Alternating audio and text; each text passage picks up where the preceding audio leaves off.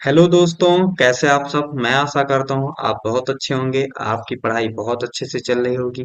आज हम इस वीडियो में लेकर आए हैं, ये बच्चों की डिमांड थी कि यूपी निम्स पे सर क्लास लीजिए।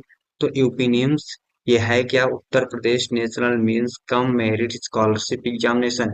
ये एक स्कॉलरशिप एग्जामिनेशन है, छात्रवृत्ति एग्जाम है, जिसको जो बच्चे क्लियर करते हैं उन्हें दिया जाता है 4 साल के लिए 48,000 रुपये। 4 साल के लिए 48,000 रुपये, यानी हर महीने 101,000 रुपये। हर महीने 1,000, एक मंथ में 1,000 रुपये दिए जाते हैं। कितने? 1,000 रुपये एक मंथ में। कितने? 1,000 रुपये दिए जाते हैं। अब देखिएगा कि ये एग्जाम आपका लगभग नवंबर में होने वाला, लगभग नवंबर में। तो आपके पास मोटा मोटा केवल 2 महीने हैं। अब 2 महीने में सिलेबस पढ़ा के तो खत्म नहीं किया जा सकता। किस किस जो सिलेबस हैं सभी चैप्टर पढ़ा के खत्म किया जाए, तो ऐसा हो नहीं सकता। ऐसा संभव 2 महीने में नहीं है। तो देखिएगा, हम करेंगे क्या इस वीडियो में। जो भी यूपीनियंस की जितने भी वीडियोस आएंगे उस वीडियो में हम करेंगे ये कि हम उठाएंगे पीवाईक्यू। क्या उठाएंगे? पीवाईक्यू, प्रीवियस ईयर क्वेश्चन उठाएंगे और उन क्वेश्चनों को सॉल्व करते हुए जाएंगे। हाँ, लेकिन सॉल्व ऐसे नहीं कि क्वेश्चन ही केवल सॉल्व करेंगे। जो भी क्वेश्चन आएगा उस क्वेश्चन पे कितने टाइप के क्वेश्चन बन सकते हैं, क्या कंसेप्ट है, सब कुछ सीखते हुए चलेंगे। थोड़ा टाइम लगेगा। एक शायद एक सेट, यानी एक सेट में कितने क्वेश्चन होते हैं? 180 क्वेश्चन में होते हैं। यानी एक सेट में 180 क्वेश्चन हो सॉल्व कराने में हो सकता है मुझे 3-4 क्लास लेना पड़े। लेकिन घबराइएगा मत। 3-4 क्लास लेने का मतलब ये होगा कि मैं आपके सारे डाउट, सारे कंसेप्ट क्लियर करता हुआ चलूंगा। तो टाइम लगेगा, लेकिन आप घबराइएगा मत। बस अच्छे से क्लास करते जाइएगा, समझते जाइएगा, और जो नोट करने के लिए बोलूंगा उसे नोट करते हुए जाइएगा। और चलिए, इसके बाद में देखते हैं। पहले ये तो जान लें कि इसमें क्या क्या सिलेबस है। सिलेबस के बारे में जानेंगे हम। तो पहले सिलेबस सिलेबस है इसका। इसमें 3 सब्जेक्ट से क्वेश्चन आते हैं। पहला है आपका रीजनिंग। क्या है? आपका एक रीजनिंग है, जिसे हिंदी में बोलते हैं तर्क शक्ति। क्या बोलते हैं? तर्क शक्ति। तर्क शक्ति से टोटल क्वेश्चन आएंगे 90 क्वेश्चन। कितने क्वेश्चन? 90। देखिएगा, टोटल 180 क्वेश्चन आएंगे, जिसमें से 90 क्वेश्चन तर्क शक्ति। तो हम कह सकते हैं मोटा मोटा क्या है, हम ये कह सकते हैं कि रीजनिंग का वेटेज ज्यादा होने वाला है। रीजनिंग का जो इम्पोर्टेंस है इस ओपिनियंस में, इस एग्जाम में रीजनिंग का इम्पोर्टेंस बहुत ज्यादा है। तो रीजनिंग अगर आपका अच्छा है तो आप काफी हद तक ये श्योर हो जाइए कि आपका एग्जाम निकलने वाला है। बात समझ में आ रही है कि नहीं आ रही है? रीजनिंग अच्छा अच्छा, देखिएगा, रीजनिंग अच्छा तब होगा जब आपका मैथ अच्छा होगा। क्या अच्छा होगा? मैथ अच्छा होगा। मैथ के दम पर ही रीजनिंग अच्छा हो सकता है। रीजनिंग उन्हीं बच्चों का अच्छा होता है जिनका मैथ अच्छा होता है। इतनी बात क्लियर है। अब देखते हैं मैथ से कितने क्वेश्चन आएंगे इस एग्जाम में। मैथ से इस एग्जाम में क्वेश्चन आ रहे हैं केवल 20 क्वेश्चन। कितने क्वेश्चन? केवल 20 क्वेश्चन। अब देखिएगा, 20 क्वेश्चन हैं, लेकिन इस 20 क्वेश्चन को आपको करने का तरीका अच्छे से पता है। आप अगर जानकारी रखते हैं मैथ का, इन 20 क्वेश्चन सॉल्व करने का, तो कहीं ना कहीं आपका मैथ अच्छा है। और अगर मैथ अच्छा है तो आपका ये तर्क शक्ति जो रीजनिंग है वो भी अच्छा होगा। ये एक दूसरे के कॉम्प्लीमेंट्री यानी पूरक होते हैं। क्या होते हैं? पूरक होते हैं। अगर आपका मैथ अच्छा है तो डेफिनेटली आपकी रीजनिंग अच्छी होंगी। बस रीजनिंग में कुछ ही ऐसे टॉपिक होते हैं जिन्हें अलग से पढ़ना पड़ता है, तभी आप रीजनिंग बना पाएंगे। इतनी बात समझ में आई? रीजनिंग का मतलब कुछ, रीजनिंग पढ़ाने पढ़ने वाली चीजें नहीं है। ये आपकी तर्क शक्ति है, ये आपकी सोच विचारने की जो क्षमता है, वो रीजनिंग से टेस्ट होता है, रीजनिंग से पता चलता है। अब तीसरा सब्जेक्ट इसमें आएगा आपका साइंस, यानी विज्ञान आएगा। क्या आएगा? विज्ञान। साइंस क्या आएगा? विज्ञान। अब साइंस से आपके कितने क्वेश्चन आएंगे? साइंस से टोटल टोटल 35 क्वेश्चन आएंगे। कितने क्वेश्चन आएंगे? 35 क्वेश्चन आएंगे। अब ये 35 क्वेश्चन, आप हालांकि देखिएगा साइंस आप कब पढ़ते आ रहे हैं वहीं से आपके पूछे जाएंगे क्वेश्चन। अगला देखिएगा, आपका सामाजिक विज्ञान। सामाजिक विज्ञान से कितने क्वेश्चन आएंगे? सामाजिक विज्ञान से आपके टोटल क्वेश्चन आएंगे 35 क्वेश्चन, इससे भी आएंगे। तो टोटल कितने क्वेश्चन होंगे? 180 क्वेश्चन। अब देखिए, अगर वेटेज की बात करूं तो सबसे ज्यादा वेटेज रीजनिंग का, फिर विज्ञान, फिर सामाजिक विज्ञान, फिर मैथ का है। लेकिन मैथ को हल्के में मत लीजिएगा। इस मैथ के दम पर ही आपका ये 90 क्वेश्चन तैयार होगा, ये 90 क्वेश्चन। बात समझ में आई कि नहीं आई? तो मैथ 20 क्वेश्चन नहीं है। मैथ को मान लो कि आपका ये 110 क्वेश्चन हो गया। मैथ के दम पर मैथ अच्छा होगा तो रीजनिंग आपकी अच्छी होगी। चलिए, तो ये थे आपका सिलेबस। सिलेबस क्लियर हो गया। चलिए, अब आते हैं बिना टाइम वेस्ट किए हुए, ठीक है, आते हैं क्वेश्चन पे। अच्छा, क्वेश्चन पे बैंक ऑन करने से पहले मैं आपको एक चीज और बता देना चाहता हूँ। देखिएगा, मैं धीरे धीरे आपको पढ़ाऊंगा, पहली बात। धीरे धीरे अच्छे से समझाता हुआ चलूंगा। और दूसरी चीज है, वो बच्चे ध्यान देंगे, ये उन्हीं बच्चों के लिए नहीं क्लास है जो यूपी नीम्स का फॉर्म भरे हैं। उन्हीं बच्चों के लिए केवल ना होकर ये सभी बच्चे इस क्लास को अटेंड कर सकते हैं, देख सकते हैं। क्यों देख सकते हैं? इसके पीछे का कारण ये है, देखिएगा, ये है कॉम्पिटेटिव एग्जाम। क्या है? Competitive exam. कॉम्पिटिटिव एग्जाम है। क्या है? अब ये कॉम्पिटिटिव एग्जाम है। अच्छा, ये कॉम्पिटिटिव एग्जाम है तो इस एग्जाम की खास बात ये होती है कि इनके सिलेबस, कॉम्पिटिटिव एग्जाम के जितने भी हैं उनके सिलेबस सेम होते हैं। तो ये इसका सिलेबस, ठीक है, मोर और लेस सेम होता है। एसएससी के जितने एग्जाम होते हैं, रेलवे के जितने एग्जाम होते हैं, बैंकिंग के जितने एग्जाम होते हैं, डिफेंस के जितने एग्जाम होते हैं, डिफेंस मतलब रक्षा, रक्षा विभाग के, रक्षा विभाग के जितने एग्जाम होते हैं, सबके मोरलेस सब सिलेबस सेम होते हैं। बस अंतर कुछ आ जाता है, किसी में इंग्लिश पूछा जाता है, किसी में नहीं पूछा जाता है। दूसरी चीज है, किसी में न क्वेश्चन की जो, क्वेश्चन का जो नंबर होता है, जैसे क्वेश्चन का नंबर जो मैथ का किसी में ज्यादा पूछ लिया जाता है, रीजनिंग कम पूछ जाता है, किसी में इंग्लिश ज्यादा पूछ लिया जाता है, किसी में साइंस ज्यादा पूछा जाता है, किसी में जीएस ज्यादा पूछा जाता है। बस इतना ही अंतर आता है। और सब सिलेबस क्या है, मोरलेस सभी कम्पिटिटिव एग्जाम के सेम ही होते हैं। इतनी बात समझ में आ रही है? अब देखिएगा कैसे उन बच्चों के लिए इंपॉर्टेंट है जो इस फॉर्म को नहीं भरे हैं। उन बच्चों का लिए इंपॉर्टेंट इसलिए हो जाता है कि देखिएगा, आप पढ़ रहे हैं अभी, 12 तक पास करते करते आप हो जाएंगे कितने साल के? 18 साल के। आपके पास क्वालिफिकेशन हो जाएगा, 10th हो जाएगा और 12th हो जाएगा। अब 10th बेसिस पे भी कॉम्पिटिटिव एग्जाम के बहुत सारे फॉर्म निकलते हैं, उन्हें आप भर करके गवर्नमेंट जॉब ले सकते हैं। 12th लेवल के भी बहुत सारे कॉम्पिटिटिव एग्जाम के वन डे एग्जाम के फॉर्म निकलते हैं, उन्हें आप फार्म भर के पेपर क्लियर करके जॉब नौकरी ले सकते हैं। यानी 18 साल होते ही आप नौकरी आराम से ले सकते हैं। अब देखिएगा, इसमें से 10 प्लस पे और 10+2 पे बहुत सारी वैकेंसी आती है। इसके बाद में आपकी ग्रेजुएशन यानी स्नातक स्तर की वैकेंसी आती हैं बहुत सारी, जिससे आप देखिएगा 18 साल के हो जाएंगे, कुछ बच्चे 19-20 साल तक की ग्रेजुएशन स्नातक कर लेते हैं। तो उन बच्चों के लिए अगर आप पढ़ रहे हैं, आज अच्छे से पढ़ेंगे, ये सब कम्पिटिटिव एग्जाम के सवाल सॉल्व करते चलेंगे, देखते चलेंगे कि कैसे एग्जाम में सवाल आते हैं, कंपटीशन के सवाल कैसे होते हैं, और हमारी जो एकेडमिक हाई स्कूल इंटर के में अंतर क्या होता है, अंतर देखते हुए पढ़ते धीरे धीरे चलेंगे और वेटेज जानते हुए चलेंगे कि कंपटीशन में किस सब्जेक्ट का कितना वेटेज होता है। तो अगर ऐसे आप आज ही से स्टार्ट कर देंगे, तो आपके लिए स्टार्ट कर देंगे तो आपके लिए गवर्नमेंट जॉब लेना, क्या गवर्नमेंट जॉब लेना, गवर्नमेंट जॉब लेना आपके बाएं हाथ का खेल होगा। आपके बाएं हाथ का, आप 18 साल होते हुए कम टाइम में फर्स्ट अटेम्प्ट में नौकरी ले सकते हैं। तो केवल ये क्लासेस उन्हीं बच्चों के लिए इंपॉर्टेंस नहीं है जो यूपी नीम्स के फॉर्म भरे हैं, वो उन सभी बच्चों के लिए इंपॉर्टेंस है जो आगे चलकर सरकारी नौकरी चाहते हैं, पढ़ लिखकर कुछ बनना चाहते हैं, अपने माँ बाप का सहारा बनना चाहते हैं, अपने माँ बाप के लिए कुछ करना चाहते हैं और अपने पैरों पर खड़ा होना चाहते हैं। तो उन बच्चों के लिए ये क्लास इम्पोर्टेंट होंगे। इतनी बात समझिए। चलिए, अब बिना टाइम वेस्ट किए हुए आते हैं हम अपने सवालों पर। इसमें हम लेकर आए हैं टोटल 180 क्वेश्चन। हम टोटल क्या लेकर आए हैं? 180 क्वेश्चन लेकर आए हैं। 180 क्वेश्चन आज ही नहीं करेंगे, हम धीरे धीरे 40 से 45 मिनट का क्लास करेंगे।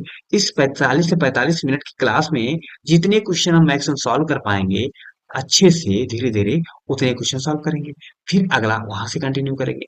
तो ये आपकी लंबी क्लासेस, लंबे एक दो पार्ट करके आएंगे, चलेंगे, ठीक है। अब बस आपको इन्हें अटेंड करना है, अच्छे से देखना है, अच्छे से समझना है और क्लास रेगुलर करना है। बात समझ में आ रही है कि नहीं आ रही? चलिए अब आते हैं शुरुआत में, देखते हैं क्वेश्चन क्या है।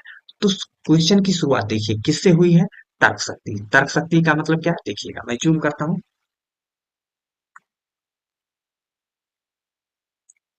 अब आपको आई थिंक दिख रहा होगा।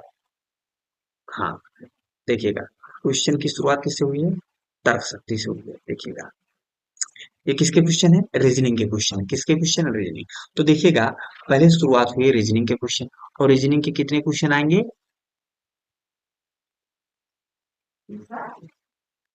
रीजनिंग के टोटल 90 क्वेश्चन आएंगे। अब हम 90 क्वेश्चन रीजनिंग के बैक टू बैक सॉल्व करेंगे। कितने क्वेश्चन सॉल्व करते हैं? देखते हैं 90 क्वेश्चन में से कितने क्वेश्चन आप सॉल्व आज के क्लास में कर पाते हैं।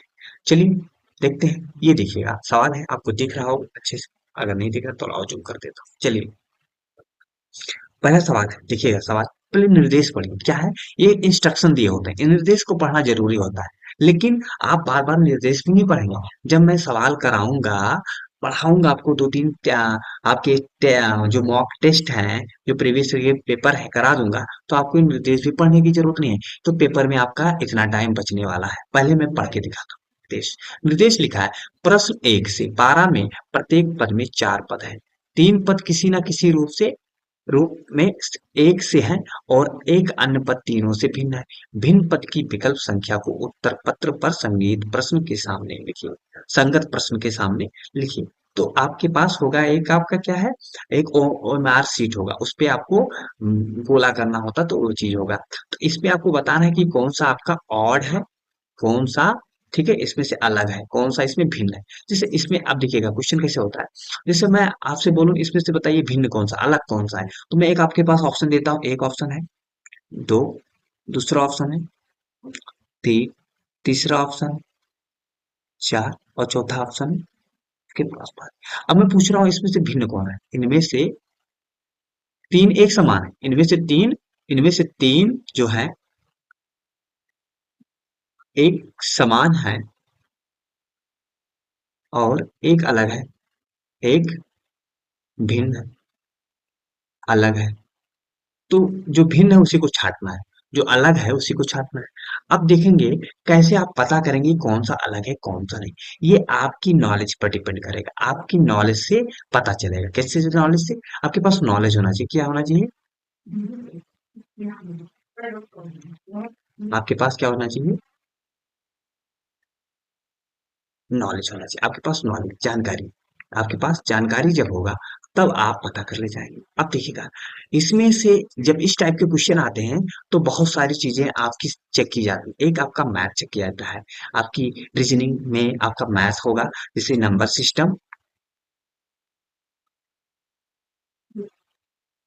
सिस्टम चेक किए जाएंगे, ठीक है।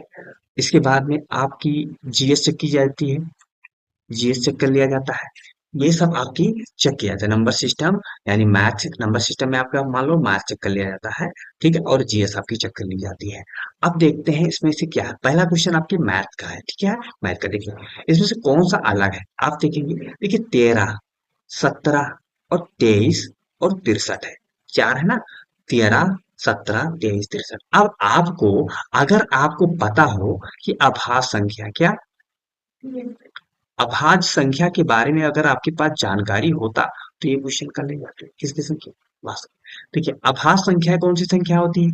वे संख्या जिनके केवल दो ही फैक्टर हैं उन्हें कहते हैं अभाज्य संख्या।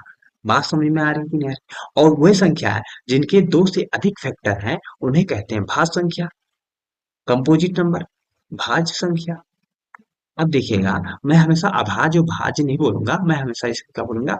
प्राइम नंबर बोलूंगा। क्या बोलूंगा? Prime, prime number. क्या बोलूंगा? Prime number. इतनी बात समझ में आ रही है कि नहीं?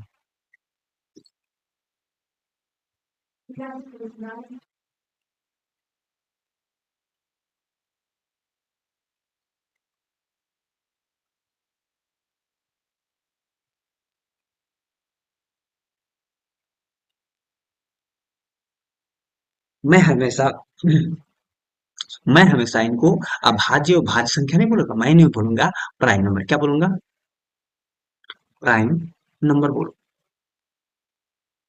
और इसे कंपोजिट नंबर बोलूंगा, क्या बोलूंगा, कंपोजिट नंबर बोलूंगा, याद रखिएगा, ठीक है। और एक होता है को प्राइम नंबर, को प्राइम छोड़ दीजिए, अभी बस चाहिए भा संख्या, भा संख्या। भा संख्या ऐसी संख्या जिनके दो से अधिक फैक्टर हो, ऐसी संख्या, इसमें लिख देता हूं मैं, अभा संख्या वो संख्या होती है जिनके पास केवल दो ही फैक्टर होते हैं, क्या कहते हैं, अभाज्य संख्या। और इनके पास, जिनके पास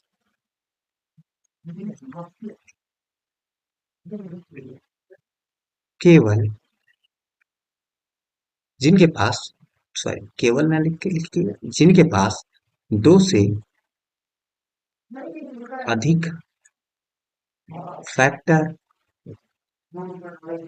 हो, क्या कहलाते हैं, अभाज्य संख्या कहलाते हैं। आप समझिएगा, देखिएगा, अब फैक्टर, पहले क्या आ गया, फैक्टर है। अब पहले फैक्टर आप जान लीजिए, क्या जान लीजिए, फैक्टर। फैक्टर क्या चीज है, ये फैक्टर क्या चीज है, समझिएगा। फैक्टर, देखिएगा, मैं बोलूँ 6 लिखा, तो 6 के कितने फैक्टर हैं, 6 के कितने फैक्टर हैं, ऐसे कितने नंबर हैं जो 6 को कंप्लीटली डिविजिबल करते हैं, डिवाइड करते हैं, ऐसे कितने नंबर हैं जो 6 को कंप्लीट डिवाइड करते हैं, वो क्या कहलाते हैं, फैक्टर होते हैं, क्या होते हैं, फैक्टर।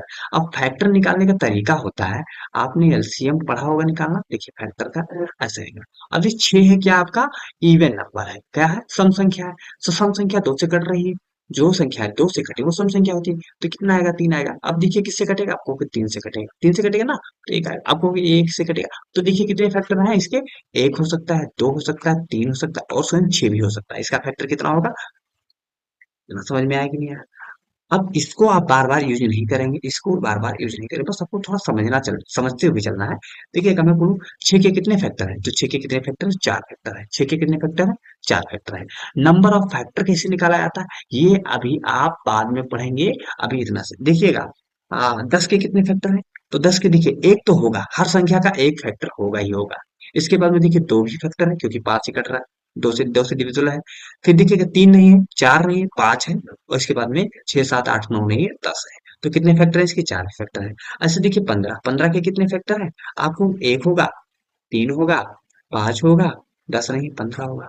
ऐसे देखिएगा आपके पास 20 के कितने फैक्टर, एक होगा, 2 होगा, 4 होगा, 5 होगा, 6 7 8 10 होगा, और इसके बाद में आपके 20 कितने फैक्टर हैं, 1 2 3 4 5 6, कितने फैक्टर है, 6 फैक्टर है। ये आपको फैक्टर आने चाहिए, क्या फैक्टर, यही हम बोले थे कि ऐसी संख्याएं जिनके केवल 2 फैक्टर हैं, भाज्य होते हैं, और ऐसे अभाज्य होते हैं, और ऐसी संख्या जिनके 2 से अधिक फैक्टर हैं तो क्या होते हैं, भाज्य संख्या होती है। देखिए 6 आपका भाज्य, क्योंकि 2 से अधिक फैक्टर, 4 फैक्टर भाज्य है। 10 के कितने फैक्टर, 4 अभाज्य है, क्या है, सॉरी भाज्य है, ये भी भाज्य है, ये भी भाज्य, ये क्या है, आपके भाज्य है, ये भी भाज्य है। यानी कि 6 भाज्य, 10 भाज्य, 15 भाज्य, 20 भाज्य। और देखिए अभाज्य क्या है, अभाज्य संख्या है जिनकी केवल 2 ही फैक्टर हो। देखिए एक, एक की केवल एक ही फैक्टर, एक का केवल एक ही फैक्टर है, फैक्टर, एक का केवल एक ही फैक्टर है, तो ये आपका ना तो भाज्य है और ना ही अभाज्य है। एक, समझिएगा, एक क्या है, एक ना तो भाज्य और ना ही अभाज्य संख्या है।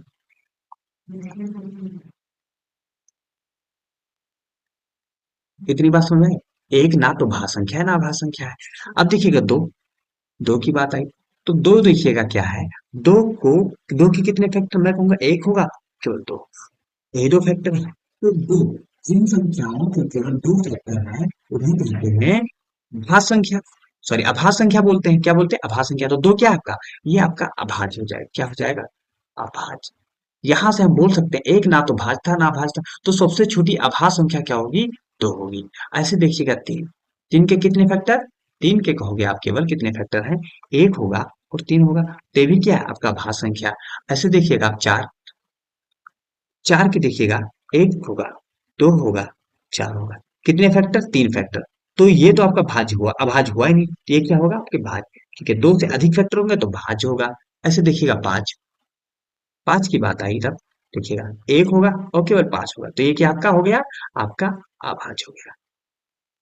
इतनी बात क्लियर है। चलिए, जब इतनी बात क्लियर है तो मैं एक चीज मैं यहाँ सिखाना चाहता हूँ, बताना चाहता हूँ, ये कि भाज्य भाज्य पता कर लेंगे ना। क्लियर है, चलिए ठीक है। अब देखिएगा भाज्य, अभाज्य संख्याओं की सीरीज क्या बनेगी।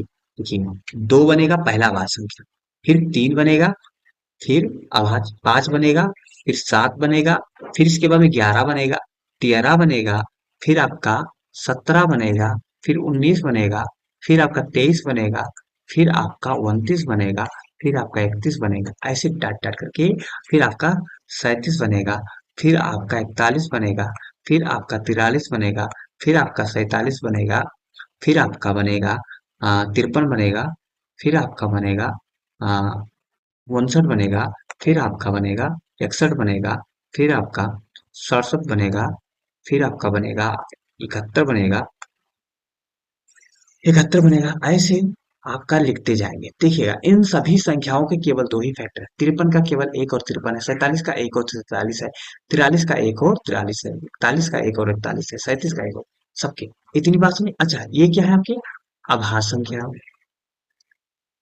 अभाज्य संख्या। इसी में एग्जाम में पूछता सबसे छोटी अभाज्य संख्या बताओ, सबसे छोटी अभाज्य संख्या। तो सबसे छोटी अभाज्य संख्या क्या होगी, आप होगी 2, उसके बाद 3, इतनी। और कौन सी संख्या, ऐसे पूछता है एग्जाम में, कौन सी एक अभाज्य संख्या है जो सम होती है, तो वो 2, 2 एक ऐसी अभाज्य संख्या है जो केवल सम है, बाकी सभी अभाज्य संख्याएं विषम होती हैं। 2 को छोड़कर सभी अभाज्य संख्या क्या होती है, विषम होती है। लिख देता हूं मैं, 2 को छोड़कर सभी अभाज्य संख्या विषम होती है। अब सम विषम तो आपको पता है ना। चलिए मैं मानता हूँ आपको पता है, अगर नहीं पता होगा तो अब क्लास में बताता हूँ। चलो इतनी बात समझ में आ रही है कि नहीं आ रही, चलिए। अच्छा अब देख लेते हैं अभाज्य संख्या, सॉरी अभाज्य हो गया, अब देख लेते हैं भाज्य संख्या का कंसेप्ट है। भाज्य संख्या जो होती है आपकी, भाज्य संख्या की सीरीज जो स्टार्ट होती है पहले 4 ही, सबसे छोटा भाज्य संख्या 4 है, फिर आपका 6 होगा, फिर आपका 8 होगा, फिर आपका 9 होगा, ऐसे डॉट डॉट कर बहुत सारी भाज्य संख्याएं होती हैं। तो सबसे छोटी भाज्य संख्या आपकी 4, 4 जो है आपकी सबसे छोटी भाज्य संख्या, 4 आपकी सबसे छोटी क्या है, भाज्य संख्या है। इतनी बात सुनिए। और 2 क्या है, सबसे छोटी आपकी अभाज्य संख्या है। 2 सबसे छोटी अभाज्य संख्या है। इतनी बात समझ में चलिए। तो अब भाज्य भाज्य क्लियर हो गया, तो अब देखिए सवाल पे आते हैं। सवाल आपका था पहला कि अलग कौन है। देखिए 13 क्या है आपका अभाज्य संख्या है, क्योंकि 13 के केवल दो ही फैक्टर है, 1 और 13 है, तो 13 आपका अभाज्य संख्या। 17 का आपका देखिए 1 और 17 बताया सीरीज में आ रहा था ना, 23 भी लिखाया था, देखिए आप देख सकते हैं सीरीज में लिखाया था, देखिएगा 13 17 23, देखिएगा ये सब क्या है आपके अभाज्य संख्या। इतनी बात समझ में आ रही। तो 13 17 23 अभाज्य संख्या, 63 देखिएगा आपका अभाज्य संख्या क्या है, ये भाज्य संख्या है, क्योंकि 63 9 और 7, 9 सत्ते 63, 9 से भी कट रहा है, 7 से भी कट रहा है, 1 से भी कट रहा है, 63 से भी, तो इसके 21 से 21 से भी कट रहा है, तो इसके मल्टीपल फैक्टर है, 2 से अधिक फैक्टर है, तो ये क्या हो गया आपका भाज्य हो गया, ये क्या हो गया आपका, जबकि सब क्या है अभाज्य। तो ऑप्शन कौन सा सही होगा, ऑप्शन आपका सही जाएगा चौथा। तो अलग कौन था, चौथा था। इतनी बात समझ में आ रही। अगला देखिएगा, अगला सवाल है आपका ये दिया है, 1 मिनट थोड़ा और जूम कर लेते हैं।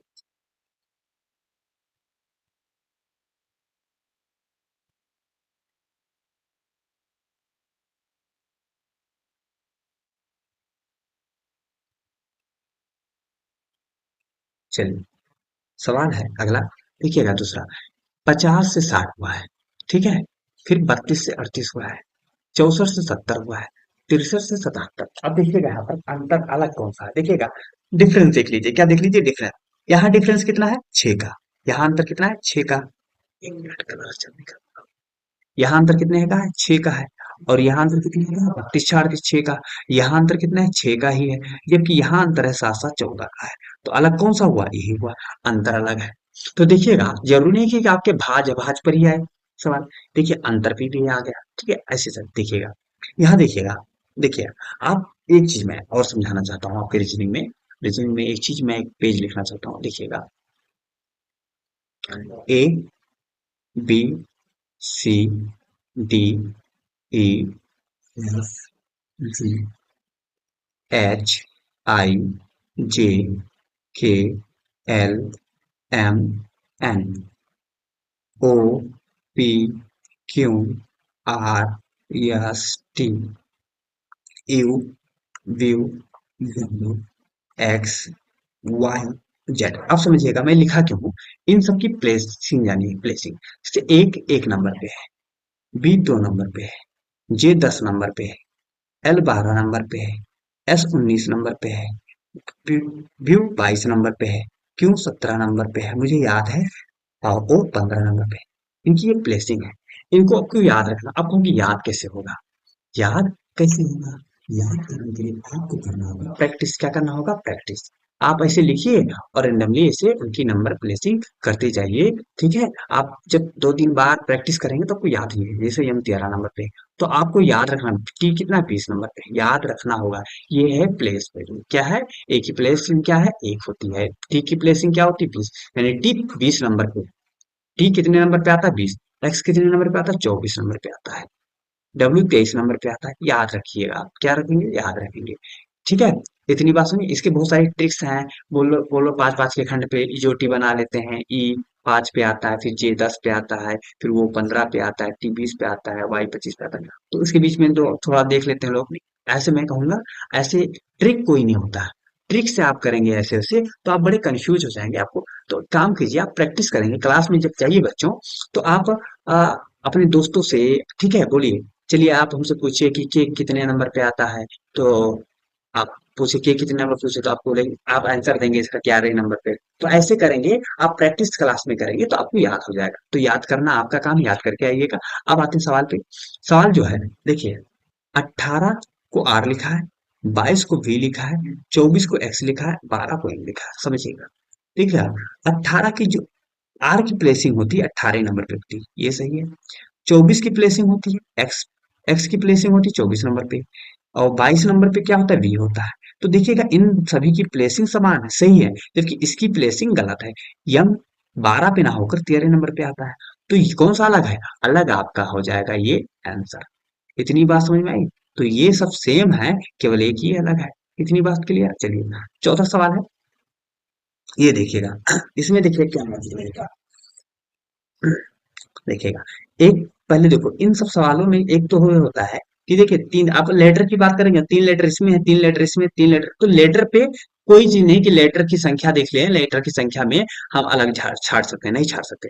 अब देखेंगे, देखिएगा वॉवेल पे देख लेते हैं, कॉन्सोनेंट पे देख लेते हैं। इसमें वॉवेल कितना, एक है, इसमें वॉवेल एक है, इसमें वॉवेल एक है, इसमें वॉवेल, बस हाँ वॉवेल की प्लेसिंग देखिए अलग है, यहाँ बीच में है, यहाँ सब किनारे किनारे हैं। तो एक तरीके से ये हो सकता है अलग, ये हो सकता है। और देख लेते हैं कुछ लॉजिक लग रहा है कि नहीं लग रहा है। अच्छा देखते हैं, पी 16 नंबर पे है, और फिर ये 21 नंबर पे होता है 20, यानी 16 4 20 1 21।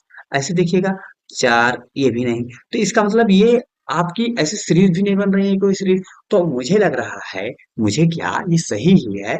ये अलग कौन सा होगा कहोगे, किस पर अलग करेंगे, इसको अलग करेंगे वॉवल पे, वॉवल की प्लेसिंग पर अलग करेंगे। किसके प्लेसिंग पर, जो स्वर होते हैं स्वर की प्लेसिंग पर। तो देखिए यू बीच में है, यहाँ पहले नंबर पे है ई, पहले नंबर पे ये स्वर है ना ए, ये भी स्वर है। स्वर कितने, 5, ये ई आई वो यू होता है। तो देखिएगा यहाँ पहले नंबर पे सभी जगह स्वर है, जबकि यहाँ पर बीच में है, तो अलग कौन सा हुआ, ये हुआ अलग। इतनी बात समझ में आई कि नहीं आई। तो देखिएगा इंग्लिश का भी नॉलेज होना चाहिए, ठीक है। होना चाहिए आपको ना, मैथ का भी नॉलेज होना चाहिए। ये रीजनिंग है। रीजनिंग में सभी सब्जेक्ट का नॉलेज होता है, वही आपकी तर्क शक्ति, आपकी सोचने विचारने की क्षमता चेक की जाती है। इतनी बात समझ में आई। चलिए अगला सवाल देखिएगा, 5 नंबर सवाल। 5 नंबर में क्या है, देखिए ओ यू एस टी है। देखिए नंबर कितने हैं, सभी लेटर, सभी में 4 लेटर है। लेटर की संख्या कितनी, 4 है। तो इसमें तो अंतर निकाल नहीं सकते। अब देखेंगे स्वर और वॉवेल पे देख लेते हैं। देखिए स्वर कितने हैं इसमें, स्वर और कंसोनेंट पे देख लेते हैं। ठीक है, स्वर या व्यंजन पे, तो स्वर इसमें 2 है। इसमें स्वर कितने, 1 है। इसमें स्वर कितने, 1 है। इसमें स्वर कितने, 1 है। तो देखिए स्वर यहाँ पे हो गया ना क्लियर, इसमें 2 स्वर है, तो इस बेसिस पे हम बोल सकते हैं ये अलग है। लेकिन और देख लेते हैं कि कुछ देखते हैं, सीरीज तो नहीं बन रहा है। देखिएगा 15 6 21 16, ये कोई सीरीज तो बन ही नहीं रहा है, सीरीज कोई बन नहीं रहा है। इतनी बात समझ। अच्छा 15 5 20, नहीं कोई सीरीज में तो देखेंगे कितने वॉवेल, इसमें स्वर कितने हैं, 2 है, जबकि सभी में स्वर कितने, 1 है। तो ये आपका आंसर हो गया। इतनी बात समझ में। अब देखिएगा इसको, देखिएगा 6 नंबर सवाल। 6 नंबर सवाल में कैसे किया है, 6 नंबर सवाल में बोला है, देखिएगा अलग अलग, देखिए कैसे होगा। WITH लिखा है ना, WITH, तो इसमें क्या क्रिया है, देखिएगा टी लिख दिया, फिर आई लिखा है, फिर लास्ट वाला एच लिखा है, फिर डब्ल्यू लिखा है। यानी पहले इसको लिखा है, फिर दूसरे नंबर पे इसको लिखा है, फिर तीसरे नंबर इसको लिखा, चौथे नंबर इसको लिखा है। तो देखिए नंबरिंग सभी का ऐसे ही होना चाहिए। इसका मतलब ये देखिएगा, यस पहले नंबर पे है लिखा है, और ये दूसरे नंबर पे लिखा है, और पी तीसरे नंबर पे लिखा है, जी चौथे नंबर पे, तो ये भी सेम है ना, कोई दिक्कत नहीं। अच्छा देखिएगा ये आपका पहले नंबर पे होना चाहिए, पहले नंबर पे लिखा है, ये दूसरे नंबर पे, ये तीसरे नंबर पे, ये चौथे नंबर पे, नंबरिंग सही है ना, ये तीनों सेम है। अच्छा ये देखिएगा, ये आपका पहले नंबर पे ना होकर कितने नंबर पे, 2 नंबर पे दिया है, और ये आपका पहले नंबर पे है, और ये आपका तीसरे नंबर पे, ये चौथे नंबर पे। तो देखिएगा ये का नंबर कितना है, 42 13, 42 13 बन रहा, 42 13, जबकि यहाँ 41 23 बन रहा है, तो ये आपका अलग हो जाएगा। इतनी बात क्लियर है, बात समझ में आ रही है ना। तो ये आपके थे रीजनिंग के इतने सवाल। देखिएगा इसमें बहुत सारी नॉलेज लगती है, बहुत सारी हर सब्जेक्ट के जानकारी आपको होनी चाहिए थोड़ी बहुत। तो बन रहे हैं ना। चलिए अगला सवाल देखेंगे। देखिएगा लिखा है 7वें नंबर पे, एक चीन बीजिंग, चीन का संबंध, चीन बीजिंग यानी राजधानी। देखिएगा अब आपको जीएस का नॉलेज होगा। जीएस जैसे राजधानी आपको पता होगा कि भारत की राजधानी क्या है, चीन की राजधानी क्या है, चीन का कैपिटल, ऐसे रूस का कैपिटल क्या है, स्पेन का कैपिटल क्या है, ठीक है, तो आप बता देंगे आएंगे। देखिएगा चीन की राजधानी बीजिंग होती है, आपको सबको पता है, ये सही है ना। अच्छा रूस की राजधानी मॉस्को होती है, ये भी पता है। स्पेन की राजधानी मैड्रिड होती है, ये भी पता है। लेकिन जापान की राजधानी, ठीक है, सिंगापुर नहीं होती। तो ये आपके अलग होते हैं। ये क्या हो गया, अलग हो गए। इतनी बात क्लियर है, ठीक है। अगला देखेंगे, अगला सवाल है आपका 8 नंबर। देखिए 7 नंबर कर चुके हैं ना, समझ में आ रहा है ना। चलिए 8वां नंबर सवाल है। देखिए बांसुरी, गिटार, वायलिन, हारमोनियम। अब देखिएगा समझिएगा, इनमें अंतर कौन सा है। देखिएगा वायलिन, गिटार, हारमोनियम और बांसुरी। देखिएगा, देखिए गिटार आप हाथों से बजाते हैं, ठीक है, वायलिन भी हाथों से, हारमोनियम भी हाथों से बजाते हैं, जबकि बांसुरी आप फूंक मार करके, क्या है, फूंक मार करके बजाते हैं। तो हवा, ये केवल एक ऐसा है बांसुरी जिसे आप फूंक मार करके बजाते, जबकि इन्हें फूंक मार करके नहीं बजाते हैं।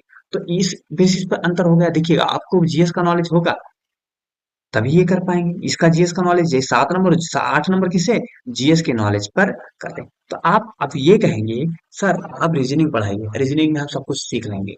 रीजनिंग वही चीज हुआ कि रीजनिंग 1 2 दिन में नहीं पढ़ी जा सकती है। रीजनिंग आप पढ़ते आ रहे हैं, आपकी वही तर्क शक्ति, आप कितना पढ़ें, कितना चीजें याद हैं, और कितना आप परिचय, जो आपका प्रेजेंस ऑफ माइंड है, कितना काम करता है।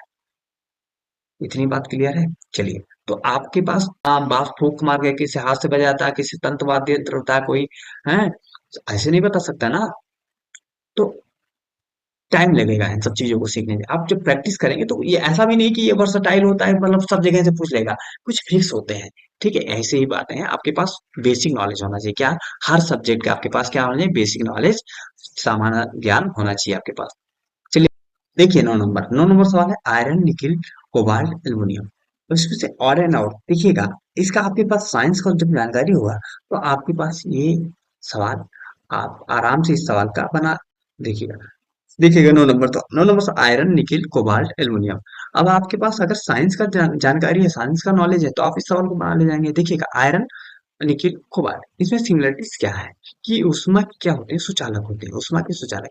जबकि एल्युमिनियम क्या है आपका, ऊष्मा का कुचालक होता है, ऊष्मा का सुचालक नहीं होता। इतनी बात समझ में है कि नहीं है? चलिए, तो ये आपका अलग कौन सा या नॉन। अब देखिएगा 10 नंबर में क्या है।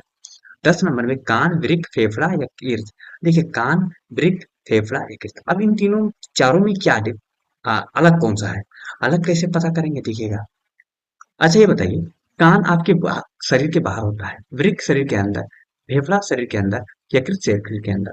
तो ये सब शरीर के अंदर होते हैं। फेफड़ा शरीर के अंदर होता है, वृक्क आपके, वृक्क मतलब क्या, किडनी, इसे बोलते हैं किडनी। यकृत मतलब लीवर, फेफड़ा मतलब लंग्स। ये क्या सकते हैं, शरीर के अंदर है। क्योंकि कान क्या है, शरीर के बाहर, तो इसमें अलग सा कौन सा है, कान हो जाएगा। अगला देखिएगा, अगला देखिएगा, गेहूं, रागी, ज्वार, सरसों, इन सभी में क्या कौन सा एक अलग है, देखिएगा। गेहूं आपका, रागी, सरसों और ज्वार।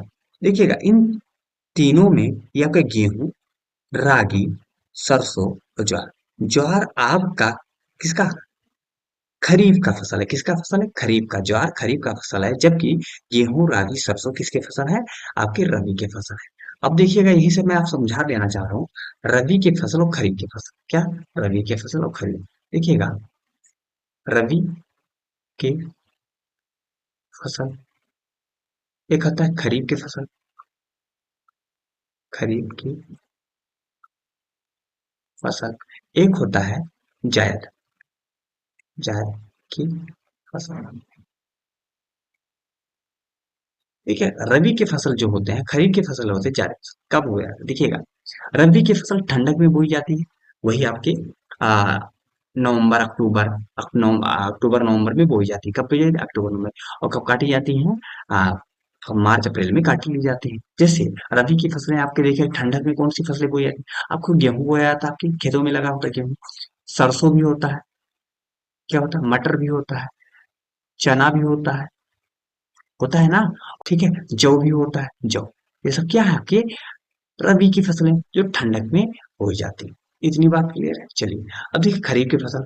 खरीफ की फसलें वह फसलें होती हैं जो बरसात के समय, यानी इस समय जो सीजन चल रहा है, आपके खेतों में कौन सी फसल लगी होगी, तो खरीफ की फसलें जो होती हैं, जैसे धान, आपका मेजर खरीफ की फसल धान। धान के बाद ज्वार, बाजरा, ज्वार बाजरा, ठीक है। इसके बाद में आपका आ जाता है अरहर की दाल, अरहर, इसी बरसात में बोया जाता है ना, अरहर, ये अरहर हो गया। और कौन सी फसलें हो जाती हैं, धान, ज्वार, बाजरा, अरहर, ठीक है। और बहुत सारी फसलें हैं, आप देखेंगे सोचेंगे, क्योंकि आप गांव से बिलोंग करते हैं, तो इससे हो जाए जायद की फसलें, यानी ककड़ी, जो बस 2 ही महीने के लिए होती है फसलें, 2 या 3 महीने के लिए फसलें होती हैं। जब आप गर्मियाँ भीषण पड़ने लगती हैं, खूब गर्मी पड़ती हैं, तब ये फसलें बोई जाती हैं। उसके बाद में देखिएगा, देखिएगा, रबी की फसलें पहले बोई जाती हैं, फिर उसके बाद में जायद की फसलें, फिर खरीफ की फसलें, ठीक है। यानी रबी और खरीफ के बीच में कौन सा है, जायद की फसलें। ककड़ी हो गया, ककड़ी, खीरा, कुकम्बर, ठीक है, ककड़ी, खीरा, और खरबूजा, तरबूजा, खरबूजा, तरबूजा, और ईटीसी, ईटीसी बहुत इत्यादि, ये सब कौन सी फसलें हैं, आपकी जायद की फसलें। तो खरीफ, रबी, जायद की फसलें याद रखिएगा। क्यों याद रखिएगा, आपको याद भी रखने की जरूरत, बस सोचिएगा इस समय आपके, बस इतना समझिए, रबी अब ठंडक में, खरीफ बरसात में, और जायद हो जाएगा आपका वही आपके मई जून में। अप्रैल मई जून में 3 महीने इनकी फसलें होती है। बस याद रखिएगा, गर्मियों में हमें क्या मिलता है उस समय, जब बारिश नहीं होती, खूब गर्मी पड़ती है, तो खीरा बिकने आता है, ककड़ी बिकता है, खरबूजा, तरबूजा सब बिकते हैं। तो वो सब कौन सी फसलें होती हैं, जायद की फसलें हैं। इतनी क्लियर है बात, अगर इतनी क्लियर है तो बता सकते हैं। ठीक है, गेहूं, रागी, सरसों, ये क्या है आपके, किसके, रबी की फसलें, जबकि ज्वार किसकी फसलें हैं, खरीफ की फसलें। इतनी बात समझ में आई कि नहीं, चलिए ठीक है। 12 नंबर ठीक है, ट्रांजिस्टर, ठीक है, टेलीफोन, टेप रिकॉर्डर। जो ट्रांजिस्टर है, जो ट्रांजिस्टर, इससे भी क्या होता है, हम किसी चीज को सुनते हैं। टेप रिकॉर्डर से भी सुना जाता है, टेलीफोन से भी सुना जाता है, जबकि दूरबीन से केवल देखा जाता है। क्या देखा जाता है, दूरबीन से देखने का काम होता है, जबकि इनको सुनने का काम होता है। इनसे टेप रिकॉर्डर से हम कुछ चीजें सुनते हैं, टेलीफोन से भी सुनते हैं, ट्रांजिस्टर से भी हम सुनते हैं। बात समझ में आ रही कि नहीं आ रही, तो ये आपके क्या हो गए, अलग ऑड एंड आउट वाले क्वेश्चन हो गए। 12 क्वेश्चन थे, इसमें से जो 3 सेम थे, एक भिन्न था। देखिएगा 12 क्वेश्चन आपके एग्जाम में आएंगे आएंगे, ठीक है। अब 12 में, ठीक है, आपके पास अगर बेसिक नॉलेज होगा तो आप आराम से बना ले जाएंगे। कैसे बना ले जाएंगे? लेकिन बस प्रॉब्लम यही होगी कि आप अच्छे से पढ़ते हैं नहीं, तो आपके पास बेसिक जानकारी होता नहीं है। चलिए, फिर भी आप मैं प्रैक्टिस करेंगे और सारे मैं पीडीएफ दूंगा इन सब का, तो आप उसको बनाएंगे। बनाने के बाद आपको कॉन्फिडेंस आएगा कि हाँ, सवाल एग्जाम में मैं बना ले जाऊंगा इससे। ठीक है, अब अगला देखिएगा निर्देश जो दिया है।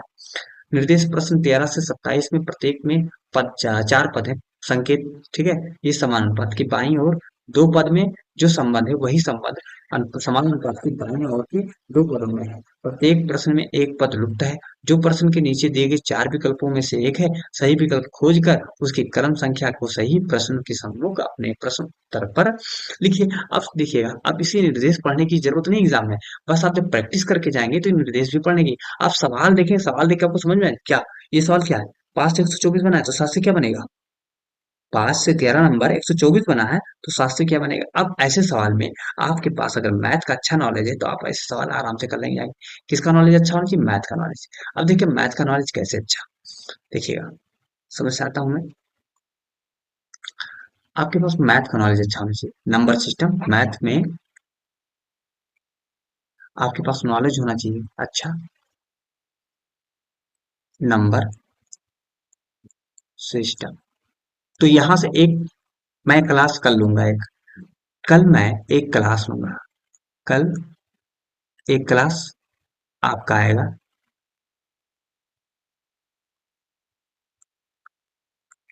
नंबर सिस्टम का किसका आएगा?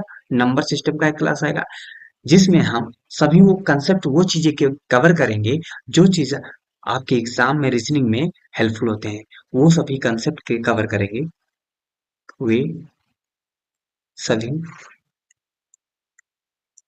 कंसेप्ट कवर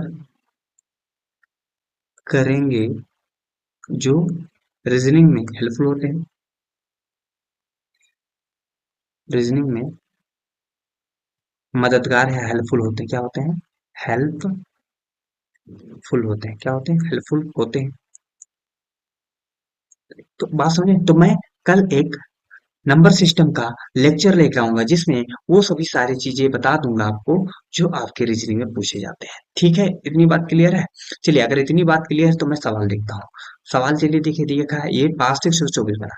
अब 124 जो है 5 के क्यूब के आसपास है। 5 के क्यूब के आसपास है। देखिएगा 5 का क्यूब हम करेंगे ऐसे, देखिएगा एक मिनट।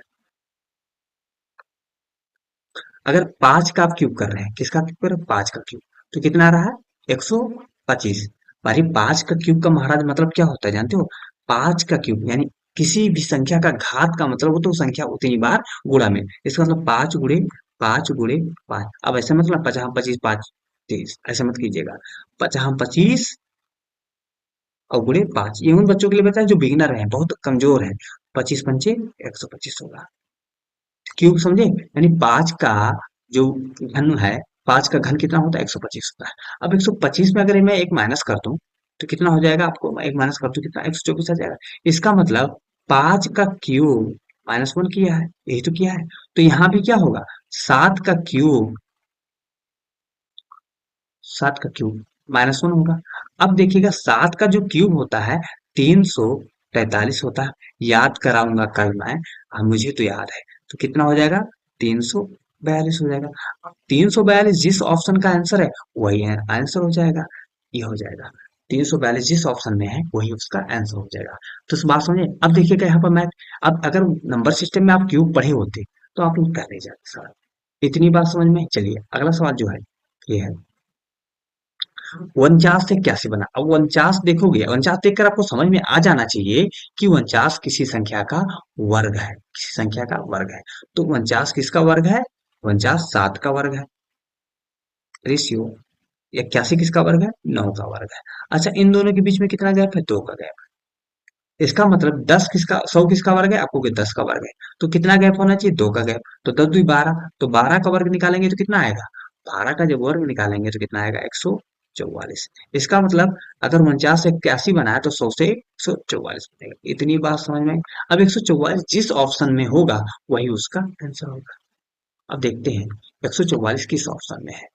144 किस ऑप्शन में है? आपका ऑप्शन है 144, ऑप्शन आपका बी है। इतनी बात समझ में? चलिए अगला सवाल ये है। इस सवाल में ये है, सवाल देखिएगा, यह है 9 से बनाया 80। क्या बनाया? 9 से 80 बनाया है। अब अगर 9 से 80 बनाया महाराज तो देख लेते हैं 9 से 80 कैसे बनेगा। देखिएगा 9 से बनाया है 80, पूछ क्या रहा है 100 से क्या बन सकता है। अब 9 से 80 क्या बना, कैसे संबंध देखेगा। देखिए 80 जो है 9 की स्क्वायर के आसपास है, तो आप कहोगे 9 का स्क्वायर कितना होता है?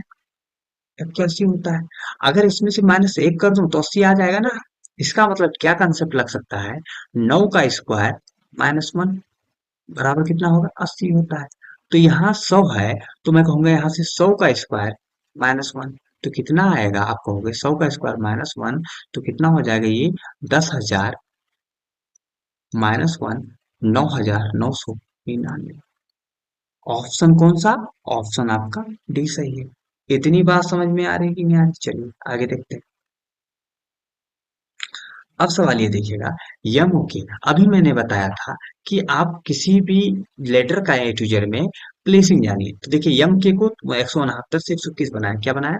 देखिए लिखा है यम के से बनाया है 169 बटे 121। फिर पूछा है जे एच से क्या बनेगा, जे एच से क्या बनेगा, ये पूछा है। तो समझिएगा यम की प्लेसिंग क्या होती है? 13, और के की प्लेसिंग होती है 11। तो इनको बटे में कर दिया है, 13/11 का क्या कर दिया? स्क्वायर कर दिया है। तो स्क्वायर क्या होता है 13 का?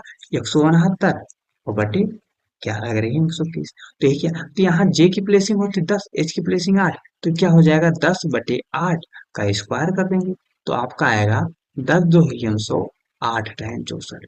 अब 100/64 जिस ऑप्शन में होगा वही उसका आंसर होगा। तो 100/64 किस ऑप्शन में है? देखते हैं। ऑप्शन आपका पहला ही सही है। इतनी बात समझ में आई? चलिए अगला सवाल देखते हैं। अगला सवाल है,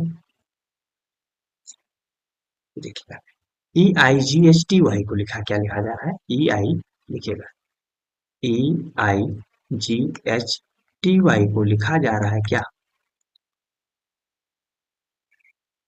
EIG, GIEYTH क्या लिखा जा रहा है? GIEYTH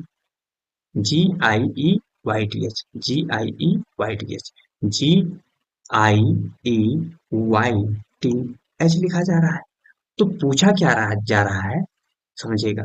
पूछ क्या रहा है, बताना है वो U T P U T put output. क्या पूछ रहा है? देखिएगा आउटपुट पूछ रहा है क्या, इसका बताना है आपको। आउट, इसका बताना है आपको। क्या लिख सकते हैं? अगर इतना ये लिखा है तो इतना क्या लिख सकते हैं? अब देखेंगे आप, देखो ये कोडिंग डिकोडिंग का है। अच्छा कोडिंग डिकोडिंग आपको लिखना पसंद है, ठीक है, आप आराम से बनाएंगे। देखिएगा जब ऐसे क्वेश्चन को ऑब्जर्व किया जाता है, पहले कोडिंग डिकोडिंग आया तो ऑब्जर्व करते हैं, ऑब्जर्व करके देखेंगे कि जो लेटर इसमें है वही लेटर इसमें है क्या। तो आप कहोगे हाँ, जितने लेटर इसमें है सेम लेटर, सेम उसी लेटर वही लेटर उसमें भी है, बस उनकी प्लेसिंग अलग हुई है। प्लेसिंग अगर अलग हुई है तो कैसे प्लेसिंग अलग हुई है? प्लेसिंग इस तरीके से अलग हुई है। इसमें क्या किया है, ये तीन तीन का पेयर बनाया है, और इस तीन के पेयर में लास्ट वाला पहले लिख रहा है, इसका मतलब जी यहाँ लिख रहा है, फिर क्या लिख रहा है, उसके बाद आई लिख रहा है, फिर ई लिख रहा है। ठीक ऐसे इसमें लास्ट वाला पहले लिख रहा है, फिर इसके बाद में टी लिखेगा, फिर इसके बाद एच लिखेगा। ठीक ऐसे इस किया है। तो देखिए आ गया ना, GIEYTH। ऐसे इसमें भी क्या होगा, आपका वही चीज चलेगा। इसमें क्या होगा, आप कहोगे पहले में क्या, पहले पहले वाले तीन में पहले हम टी लिखेंगे, फिर लिखेंगे यू लिखेंगे, फिर लिखेंगे ओ लिखेंगे, फिर इन तीनों में क्या लिखेंगे, पहले टी लिखेंगे, फिर यू लिखेंगे, फिर पी लिखेंगे। तो ये आपका आंसर TUO TUP, TUO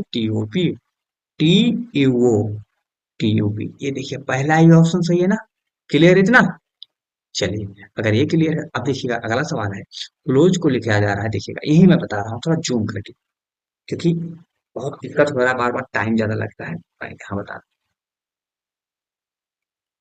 देखिएगा, ये सवाल है आपका।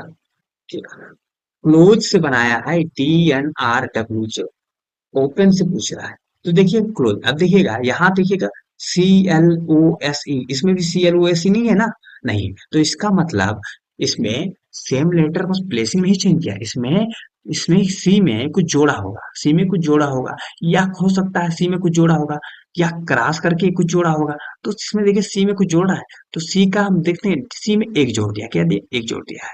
फिर क्या तय कर दिया है, प्लस एक जोड़ दिया, प्लस इसमें अब दो जोड़ेगा, क्योंकि 12 से कितना 14 जोड़ दिया, हो गया।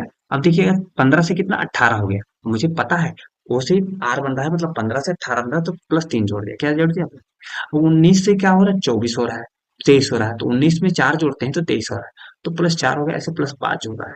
इतनी बात नहीं, तो 1 2 3 4 5 जैसे जैसे जैसे उसकी हो रही है वैसे वैसे जोड़ रहा है।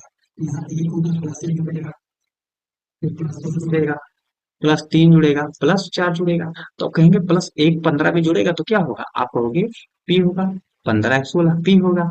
अच्छा, 16 में 2 जोड़ेंगे तो 18 बनेगा, तो 18 का मतलब आर होता है। अच्छा, 5 में 3 जोड़ेंगे तो आर बनेगा, आर का मतलब क्या होता है, ऐसे होता है। और 14 में 4 जोड़ेंगे, 14 4 18, 18 PRHR, ऑप्शन एक है सही। ऑप्शन कौन सा सही है, एक सही है। बात समझ में आ रहा है कि नहीं आ रहा है? चलो ठीक, ये कोडिंग डिकोडिंग। अब देखिएगा ये वाला, राक्षस का संबंध बौना से, देखिए राक्षस का संबंध बौना से, बुद्धिमान का संबंध किससे होगा, राक्षस, ठीक है। राक्षस जो जाना जाता है अपनी विशाल शरीर के कारण, तो इसका अपोजिट कर दिया है, बौना कर दिया है, यानी बहुत बड़ा छोटा कर दिया है। अब देखिए बुद्धिमान का अपोजिट क्या होता है, मूर्ख होता है, तो ऑप्शन ये जाएगा। इतनी बात समझे। अब देखिए पंजा, बिल्ली, पंजा का संबंध बिल्ली से है, तो खुर का संबंध किससे होगा, देखिए पंजा किसमें होता है, बिल्लियों में पाया जाता है, बिल्लियों में पाया जाता है पंजा ना, ठीक है, पंजा मार दी बिल्ली, क्या बोलते हैं, बिल्ली पंजा मार दी। खुर किसमें पाया जाता है, घोड़े में पाया जाता है। खुर किसमें, मेमना में नहीं खुर पाया जाता है, शेर में भी नहीं पाया जाता, हाथी में भी नहीं पाता। खुर किसमें पाता है, खुर आपके उसमें, हाथ गाय में पाया जाता है, भैंस में पाया जाता है, और घोड़े में भी पाया जाता है खुर, ठीक है, क्योंकि शेर में खुर नहीं पाया जाता, शेर में भी पंजा पाया जाता है, बात समझ आ रही है? हाथी में खुर नहीं पाया जाता है, बात समझे। तो खुर का संबंध किससे होगा, घोड़े से होगा। बात इतनी क्लियर है। चलिए अगला देखिएगा, क्या देखिएगा, 21 नंबर, कार का संबंध गैरेज से है, तो हवाई जहाज का संबंध किससे होगा, तो कार, कार, देखिए कार जब खराब होती है तो कहाँ ले जाते हैं, गैरेज में ले जाते हैं। अच्छा, हवाई जहाज खराब होगा तो कहाँ ले जाएंगे, आप कहोगे पत्तन, नहीं नहीं नहीं, बंदरगाह, पत्तन बंदरगाह एक ही चीजें हैं, तो यहाँ नहीं ले जाएंगे, ठीक है, बंदरगाह नहीं ले जाएंगे। गोदाम में, अरे गोदाम में तो सामान ही रखी जाती है, गोदाम में क्यों ले जाएंगे, विमानशाला में ले जाएंगे, कहाँ ले जाएंगे, विमानशाला में ले जाएंगे। इतनी बात समझ में आई। अगला सवाल देखिएगा, धकेलना खींचना, देखिए धकेलने का अपोजिट क्या है, खींचना। अब किसी को धक्का दे रहे हो और किसी को खींच रहे हो तो क्या होगा, अपोजिट होगा। अच्छा, फेंक रहे हैं तो उठाएंगे, अगर फेंक दिए तो इसका अपोजिट क्या होगा, उठाना, तो ऑप्शन को सही। कूदना है तो होगा नहीं, इकट्ठा करना नहीं होगा, खेल तो होगा नहीं, तो क्या जाएगा, उठाना जाएगा। अब कंफ्यूज हो जाएंगे, इकट्ठा करना, ठीक है, इकट्ठा करना, इकट्ठा करना, फैलाना, फैलाने का अपोजिट जाएगा इकट्ठा करना, जबकि फेंकने का अपोजिट जाएगा उठाना। इतनी बात समझ में आई कि नहीं? चलिए ठीक है। अब देखिएगा, फूल से कली, देखो फूल बड़ा रूप है, कली छोटा रूप है नहीं, छोटा था तब कली था, बड़ा हुआ तो फूल बन गया। ऐसे पौधे का संबंध किससे होगा, भाई छोटा पौधा बड़ा हो गया, छोटा रहा होगा तो क्या होगा, बीज रहा होगा, तो ऑप्शन कौन सा आ जाएगा, ए सही जाएगा। अरे फूल तो होगा नहीं, टहनी, स्वाद, क्या चीज, फालतू ऑप्शन दिया है। इतनी बात समझ में। अब देखिएगा, आंख निकट दृष्टि दोष, दांत। अब आपको बीमारी के बारे में पता होगा तो आप निकाल ले जाएंगे, साइंस से, साइंस अच्छा होगा जो कर ले जाएगा। आंखों में होता है निकट दृष्टि दोष होता है, दूर दृष्टि दोष होता है, जरा दृष्टि दोष होता है, ठीक है। बात समझ में आ रही है? तो ये सब दृष्टि दोष होते हैं। तो आंख का संबंध निकट दृष्टि दोष है, यानी आंख में बीमारी है निकट दृष्टि दोष। तो दांत में एक बीमारी क्या है, मोतियाबिंद, अरे मोतियाबिंद तो आंखों में होता है भाई। एक्जिमा, अरे तो एक्जिमा आपके मस्तिष्क की बीमारी हो गया। ट्रैकोमा, ये ट्रैकोमा, ये आपकी आंख की बीमारी, किसकी बीमारी, आंख की बीमारी। तो ये पायरिया किसकी बीमारी है, पायरिया आपकी दांतों से संबंधित, पायरिया हो जाता है, लोग बोलते हैं ना, दांतों से ब्लड आता है तो पायरिया होता है, ठीक है। चलिए देखिए, कैलेंडर 25 नंबर देखिए सवाल, कैलेंडर तारीख बताता है, कैलेंडर से क्या पता चलता, तारीख। तो शब्दकोश से किसके बारे में जानकारी, शब्दों के बारे में जानकारी, तो ऑप्शन क्या होगा, अरे ये तो आसान है, पुस्तक है, अरे हटाओ, शब्दावली, ये शब्दावली क्या हो गया, भाषा, अरे नहीं, ठीक है। अगला देखिएगा ऑप्शन 26 नंबर, मछलियां, मछली जो होती है अपनी सांस किससे लेती है? गिल से लेती है। मैक्सिमम मछलियां किससे? गिल से सांस लेती है। मानव किससे सांस लेता है? अरे कहोगे हृदय, अरे हृदय से सांस लेगा, मुंह से सांस लेता है। अरे भाई मुंह से सांस नहीं लेता है, हम मुंह से केवल ऑक्सीजन, क्या नाक से और मुंह से क्या इनहेल करते हैं, सॉरी वायु इनहेल करते हैं। सांस तो हम फेफड़े से लेते हैं ना, किससे लेते हैं? फेफड़े से लेते हैं, नाक से। अरे नहीं, ना नाक से ना मुंह से। अब कुछ बच्चे कहते हैं कि नहीं नाक से लेते हैं मुंह से लेते हैं, मार के चिल्लाएंगे, नहीं गलत हो जाएगा। किससे लेंगे हम? फेफड़े से लेंगे। मछलियां गिल से सांस लेती हैं, तो मानव किससे लेता है? फेफड़ों से लेता है। बात क्लियर है इतनी? चलिए अगला सवाल देखिएगा। अगले सवाल में क्या बोला है?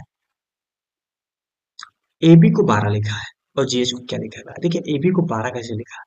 ए का ए मतलब एक और बी का मतलब दो, तो 12 हो गया। अच्छा जी का मतलब 7, H का मतलब 8। तो भाई ऐसा कुछ बन रहा है ना, अगर यहाँ एक और बी 12 बन गया तो GH क्या 78 नहीं बन सकता? 78 ही ऑप्शन बन गया। ऑप्शन ये सही। अगला सवाल देखिएगा।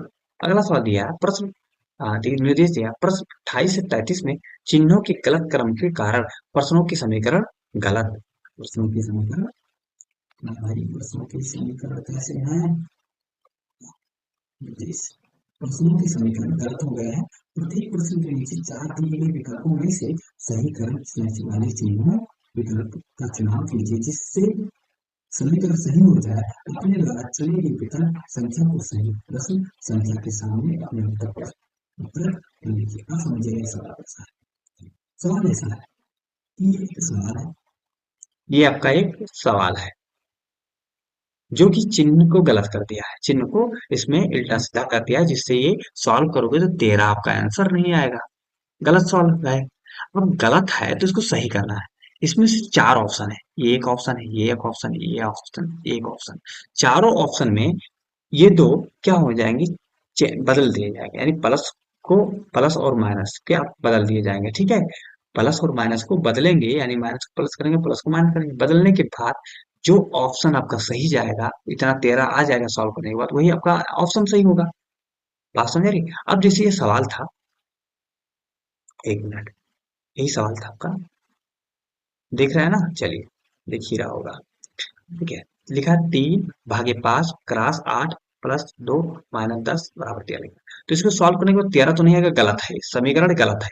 अच्छा पहला ऑप्शन चेक करके देखते हैं, अरे सभी ऑप्शन चेक करके चेक करेंगे तो देखिएगा 3, एक प्लस और माइनस को चेक करना, कलर बनाना है, बदलना है ना, तो इसको ऐसे भाग 5 क्रॉस 8, प्लस का अर्थ है प्लस को माइनस कर देंगे 2 और माइनस को प्लस कर देंगे 10। तो देखिएगा इसको सॉल्व करेंगे तो कितना हो जाएगा?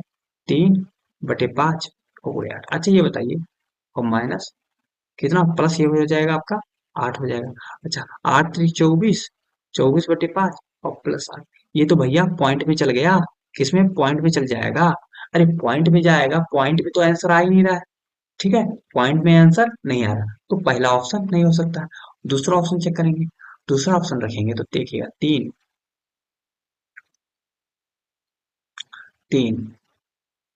देखिएगा क्रॉस को भाग कर देंगे, ठीक, भाग को क्रॉस करेंगे 5, क्रॉस को भाग करेंगे +2 -10। अच्छा ये देखिएगा, इसे भी भैया पात्यापन देखिएगा, आप कहोगे 3 लिखो गुणे 5/8, अरे 5 तिया 15/8, ये भी तो पॉइंट में चल गया ना। अरे तो ये भी आंसर नहीं हो सकता, ऐसे पॉइंट में जाना नहीं चाहिए। अब ये भी नहीं हो सकता। अब देखेंगे ये वाला, अगला देखिएगा, ये वाला भाग को माइनस कर देना है, यानी 3 भाग को माइनस 5/8 प्लस और 2 को भाग 10। इतना समझ में आया? अच्छा यहाँ भी देखिएगा 1/5 हो जाएगा, अरे ये भी तो पॉइंट में चल गया, तो ये भी आंसर नहीं होने वाला है, तो ये भी नहीं। तो आपकी आंसर यही होगा, आप इसको रखेंगे तो आपका आंसर आ जाएगा। मैं रख के आपको दिखा देता हूँ कैसे आएगा आंसर, देखिएगा। देखिएगा 3 क्या है, भाग को प्लस में चलेगा तो +5 क्रॉस 8 भाग 2 -10। तो देखिएगा बोर्ड मास, अब आपको बोर्ड मास का जानकारी यहाँ होना चाहिए। 3 + 5 भाग पहले सॉल्व करते हैं, गुणे 4 -10, फिर कितना हो जाएगा? 3 5 20 -10, ठीक है, बस घटा देते हैं, अब 20 3 23 हो जाएगा और -10 कितना होगा? 13 आएगा। ऑप्शन आपका डी सही है। बात समझ में आ रही कि नहीं है? तो ऐसे आपको चेक करने हैं, क्या करने हैं? चेक कर रहे हैं कि एक ऑप्शन, तो 28 नंबर वैसे हो गया। ऐसे आप करेंगे 29 नंबर खुद से, 29 नंबर क्या करेंगे आप खुद से, 30 नंबर खुद से करेंगे, 31 नंबर खुद से करेंगे, 31 नंबर खुद से करेंगे, आप 32 नंबर भी खुद से करेंगे। ये इजी है, आपको बोर्ड मास आना चाहिए। अगर नहीं कर पा रहे तो आपको बोर्ड मास नहीं आता, मैं बोर्ड मास भी पढ़ाऊंगा आप, ठीक है। मैं लिखता चलूंगा क्या क्या पढ़ाना है आपको, अभी मैं बताता हूँ। आप 34 नंबर देखिएगा, 34 नंबर में क्या खास है, 34 नंबर खास ये है, थोड़ा सा अलग है, देखिएगा। इसमें भी बना है यद, प्लस का अर्थ है माइनस, प्लस को बोला माइनस, और ये गुणे का, ये क्या है गुणा, गुणा का अर्थ है भाग, भाग का अर्थ है प्लस, और माइनस का अर्थ है गुणा। तो निम्नलिखित में से अभिव्यक्ति इतने का मान क्या हो, समझिएगा। 252, गुणा का अर्थ है, देखिए गुणा का अर्थ है भाग, तो माइनस भाग 9, माइनस का अर्थ है, देखिएगा, माइनस का अर्थ है गुणा 5, प्लस का अर्थ है माइनस 32, और भाग का अर्थ है, भाग का अर्थ है प्लस 12। देखिएगा इसको सॉल्व करिएगा, 9 से कटेगा ये, ठीक है, 9 दूनी 18, और 18 सत्तर पच्चीस, 9 8 72, गुणे 5। यहाँ देखिए घटा लीजिए, इसको घटाने के बाद कितना आएगा, प्लस में आएगा क्योंकि प्लस पड़ा वाला है, तो कितना आएगा 2 जीरो, और 9 तीन 60 है, प्लस 60। अब देखिएगा इसको सॉल्व करें, 5 40, 5 दूनी 10, 4 14, प्लस 60 बराबर कितना आएगा 200। 200 ऑप्शन कौन सा, डी है। बात समझ में आ रहा है कि नहीं आ रहा। तो ये बड़े इजी होते हैं, बस आपको बोर्ड में आना चाहिए। तो ये भी आप खुद से करेंगे, ये भी आपका होमवर्क है, खुद से करेंगे, बन जाएगा आपसे। ये भी आपका होमवर्क है, ये मैं बताते रहा हूँ, ठीक है। एल के लिए प्लस है, एम के लिए माइनस है, एन के लिए एक्स है, एक्स का मतलब गुणा है, ये क्या है गुणा है, और पी के लिए भाग है, तो इसे देखिएगा 14, एन के लिए क्या है गुणा है 10, एल के लिए क्या है प्लस 42, पी के लिए क्या है भागे 2, और एम के लिए क्या है -8। अब इसको सॉल्व करेंगे, ठीक है, गुणा कर लें 140 प्लस 21 -8। अब इसको घटाएंगे तो कितना हो जाएगा, ये घटाने के बाद ये इसको जोड़ लीजिए, 1 6 161 -8 153, 153 है ना। ऑप्शन कौन सा, ऑप्शन एक सही है, ऑप्शन एक सही। इतनी बात समझ में आई, तो ये 36 नंबर सवाल हो गया, ये 36 नंबर सवाल हो गया। अब देखते हैं, मैंने 36 नंबर, 36 सवाल एक पेज करा दिया, एक पेज हमने सॉल्व करा दिया। अब अगला पेज देखते हैं, अगले पेज पे क्या है।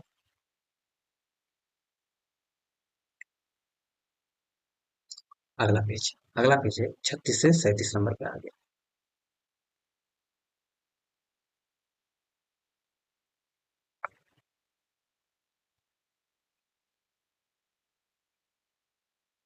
अब 37 नंबर खुद से करेंगे क्या, 37 नंबर आपके लिए होमवर्क,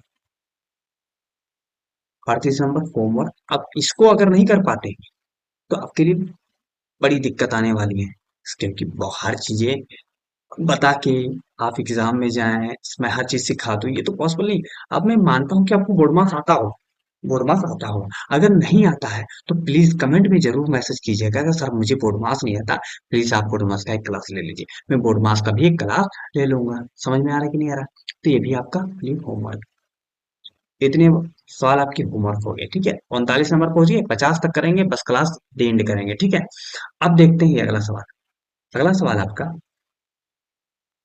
ये देखिए, आपका 40 नंबर सवाल है। 40 नंबर जो सवाल है, यह एक निश्चित कोड बेसिक को इतना लिखा जाता है, यानी बेसिक को क्या लिखा जा रहा है, BASIC, बेसिक को लिखा जा रहा है DDULE। तो पूछा क्या है, लीडर को LE, ये DER को क्या लिखेंगे, लीडर को क्या लिखेंगे। अब देखेंगे, देखिएगा लेटर 5 है, इसमें 5 है। अब देखिएगा बेसिक से ये बनाया है। अच्छा एक चीज मैं यहाँ देखूंगा, अच्छा बी से कितना बन गया, डी बन गया, बी से कितना बना, आपको डी बन गया। बी से डी बनने का मतलब है, इसका मतलब कितना जुड़ा है, +2 जुड़ा है। अच्छा यहाँ पर देखिए, फिर ए से कितना बना, 4 बन गया, यानी डी बन गया, तो +3 जुड़ रहा है। ऐसे देखिएगा, एस से कितना बन रहा है, 21 बन रहा है, 19 से 21 बन रहा है, तो +19 2 21। फिर देखिएगा 9 से कितना बन रहा है, आपको 9 से बन रहा है, 12 यानी +3 ऐड हो रहा है, +3। अब देखिएगा सी से कितना बन रहा है, सी से बन रहा है ये सी से बन रहा है, ये ई बन रहा है, क्या बन ई। तो कितना हुआ, यहाँ ऐड हो रहा है आपका 2, यहाँ ऐड हो रहा है कितना, 2 हो रहा है प्लस।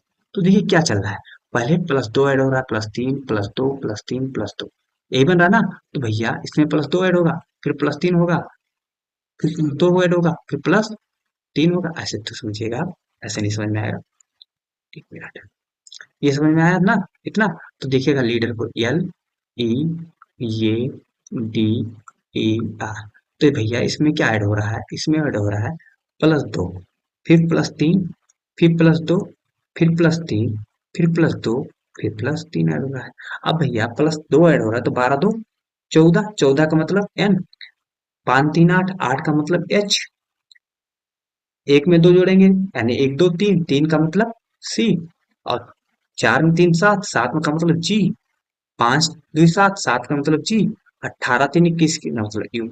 अब अगर जिसमें आ रहा होगा H N C G G U, H N C C G U, तो H N sorry N H, sorry H N नहीं आ रहा, एन एच, तो एन जी आ रहा है, हटाओ ओ एच हटाओ, ओ एच हटाओ, ओ जी हटाओ, देखो N H C G G U. तो आपका ऑप्शन क्या आ जाएगा, 40 का दूसरा सही है। इतनी समझ में आती है, कोडिंग डिकोडिंग है, ऐसे आपको चेक करना पड़ेगा। आप कैसे इतना जल्दी कर ले जाओगे, जब आपको याद होगा पी का मतलब है 2, ए का मतलब 1, एस का मतलब 19, आई का मतलब 9, सी का मतलब है 3, तब आपसे जल्दी हो जाएगा। अगर नहीं याद है तो जल्दी नहीं होगा। इसलिए मैंने कहा ए से जेड तक की प्लेसिंग याद कर लो। तो याद कर लेंगे ना, आपके लिए देख लीजिए ना, इतना हेल्पफुल होगा अगर याद होगा तो। अब देखिएगा यहाँ से सवाल है, देखिए सवाल है, yes I ji H T से क्या बनाया जा रहा है, एफ वी टी यू जी, ये बन गया। तो पूछा क्या है, पूछा है आपसे कि बताना है आपको R E V E A L, फिर क्या बनेगा, बताना है क्या बनेगा। अब ये समझिएगा, देखिएगा यस से एफ बना है,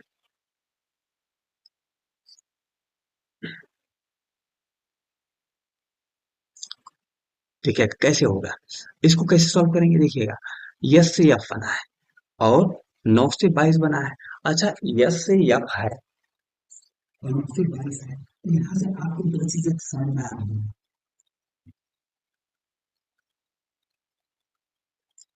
देखिएगा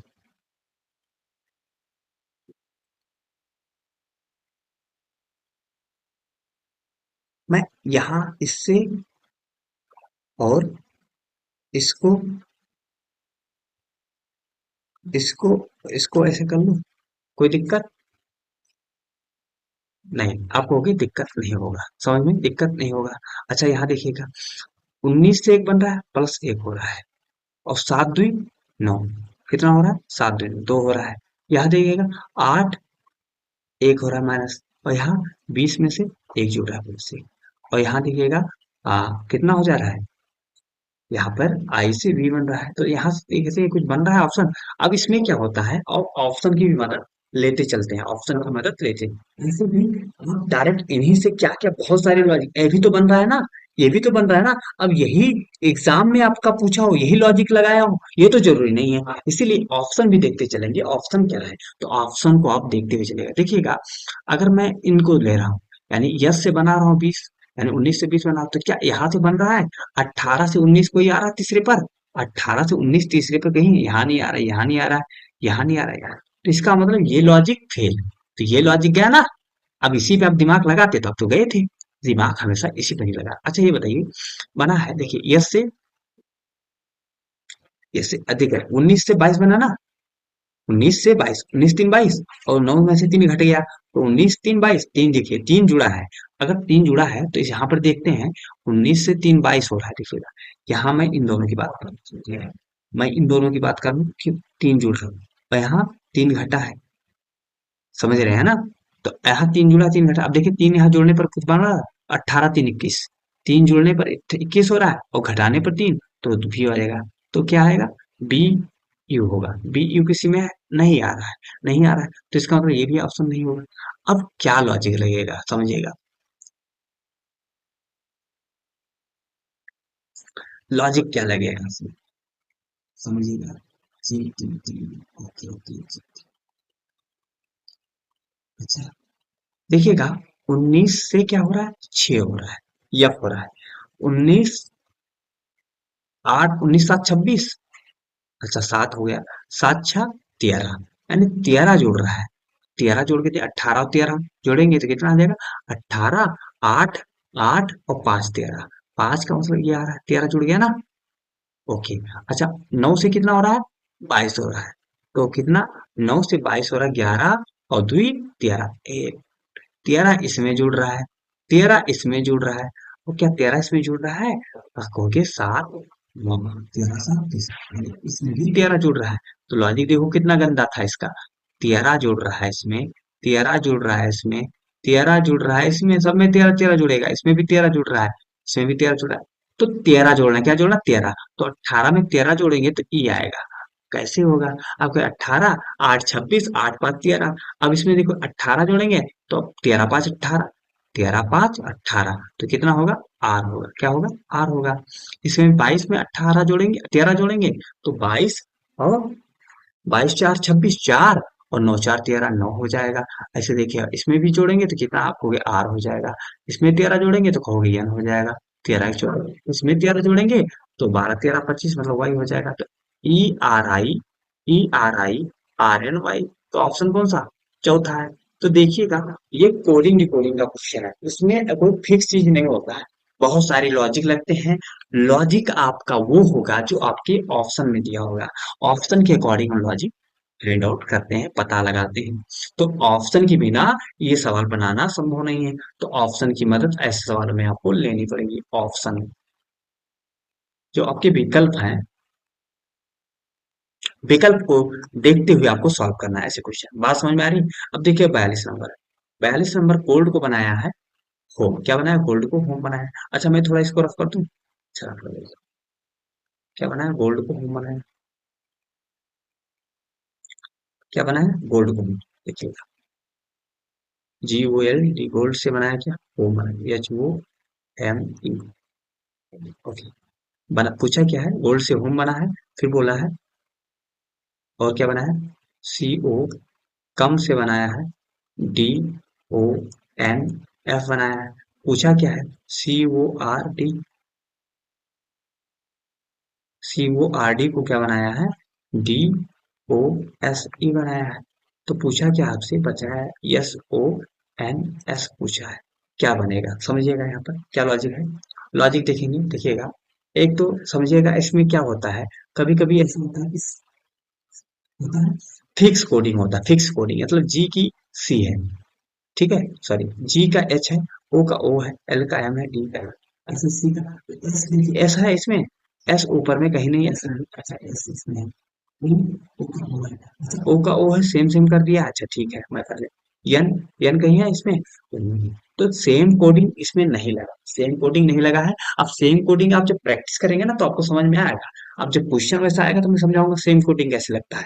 इसमें देखिएगा, जी से एच हुआ है, यानी 7 से 1 8 हुआ, देखिएगा ये हो गया, 12 से 13 D C, C D O M N E F, E के बाद एफ हुआ है, फिर सी डी ओ ओ 18 19 डी ई।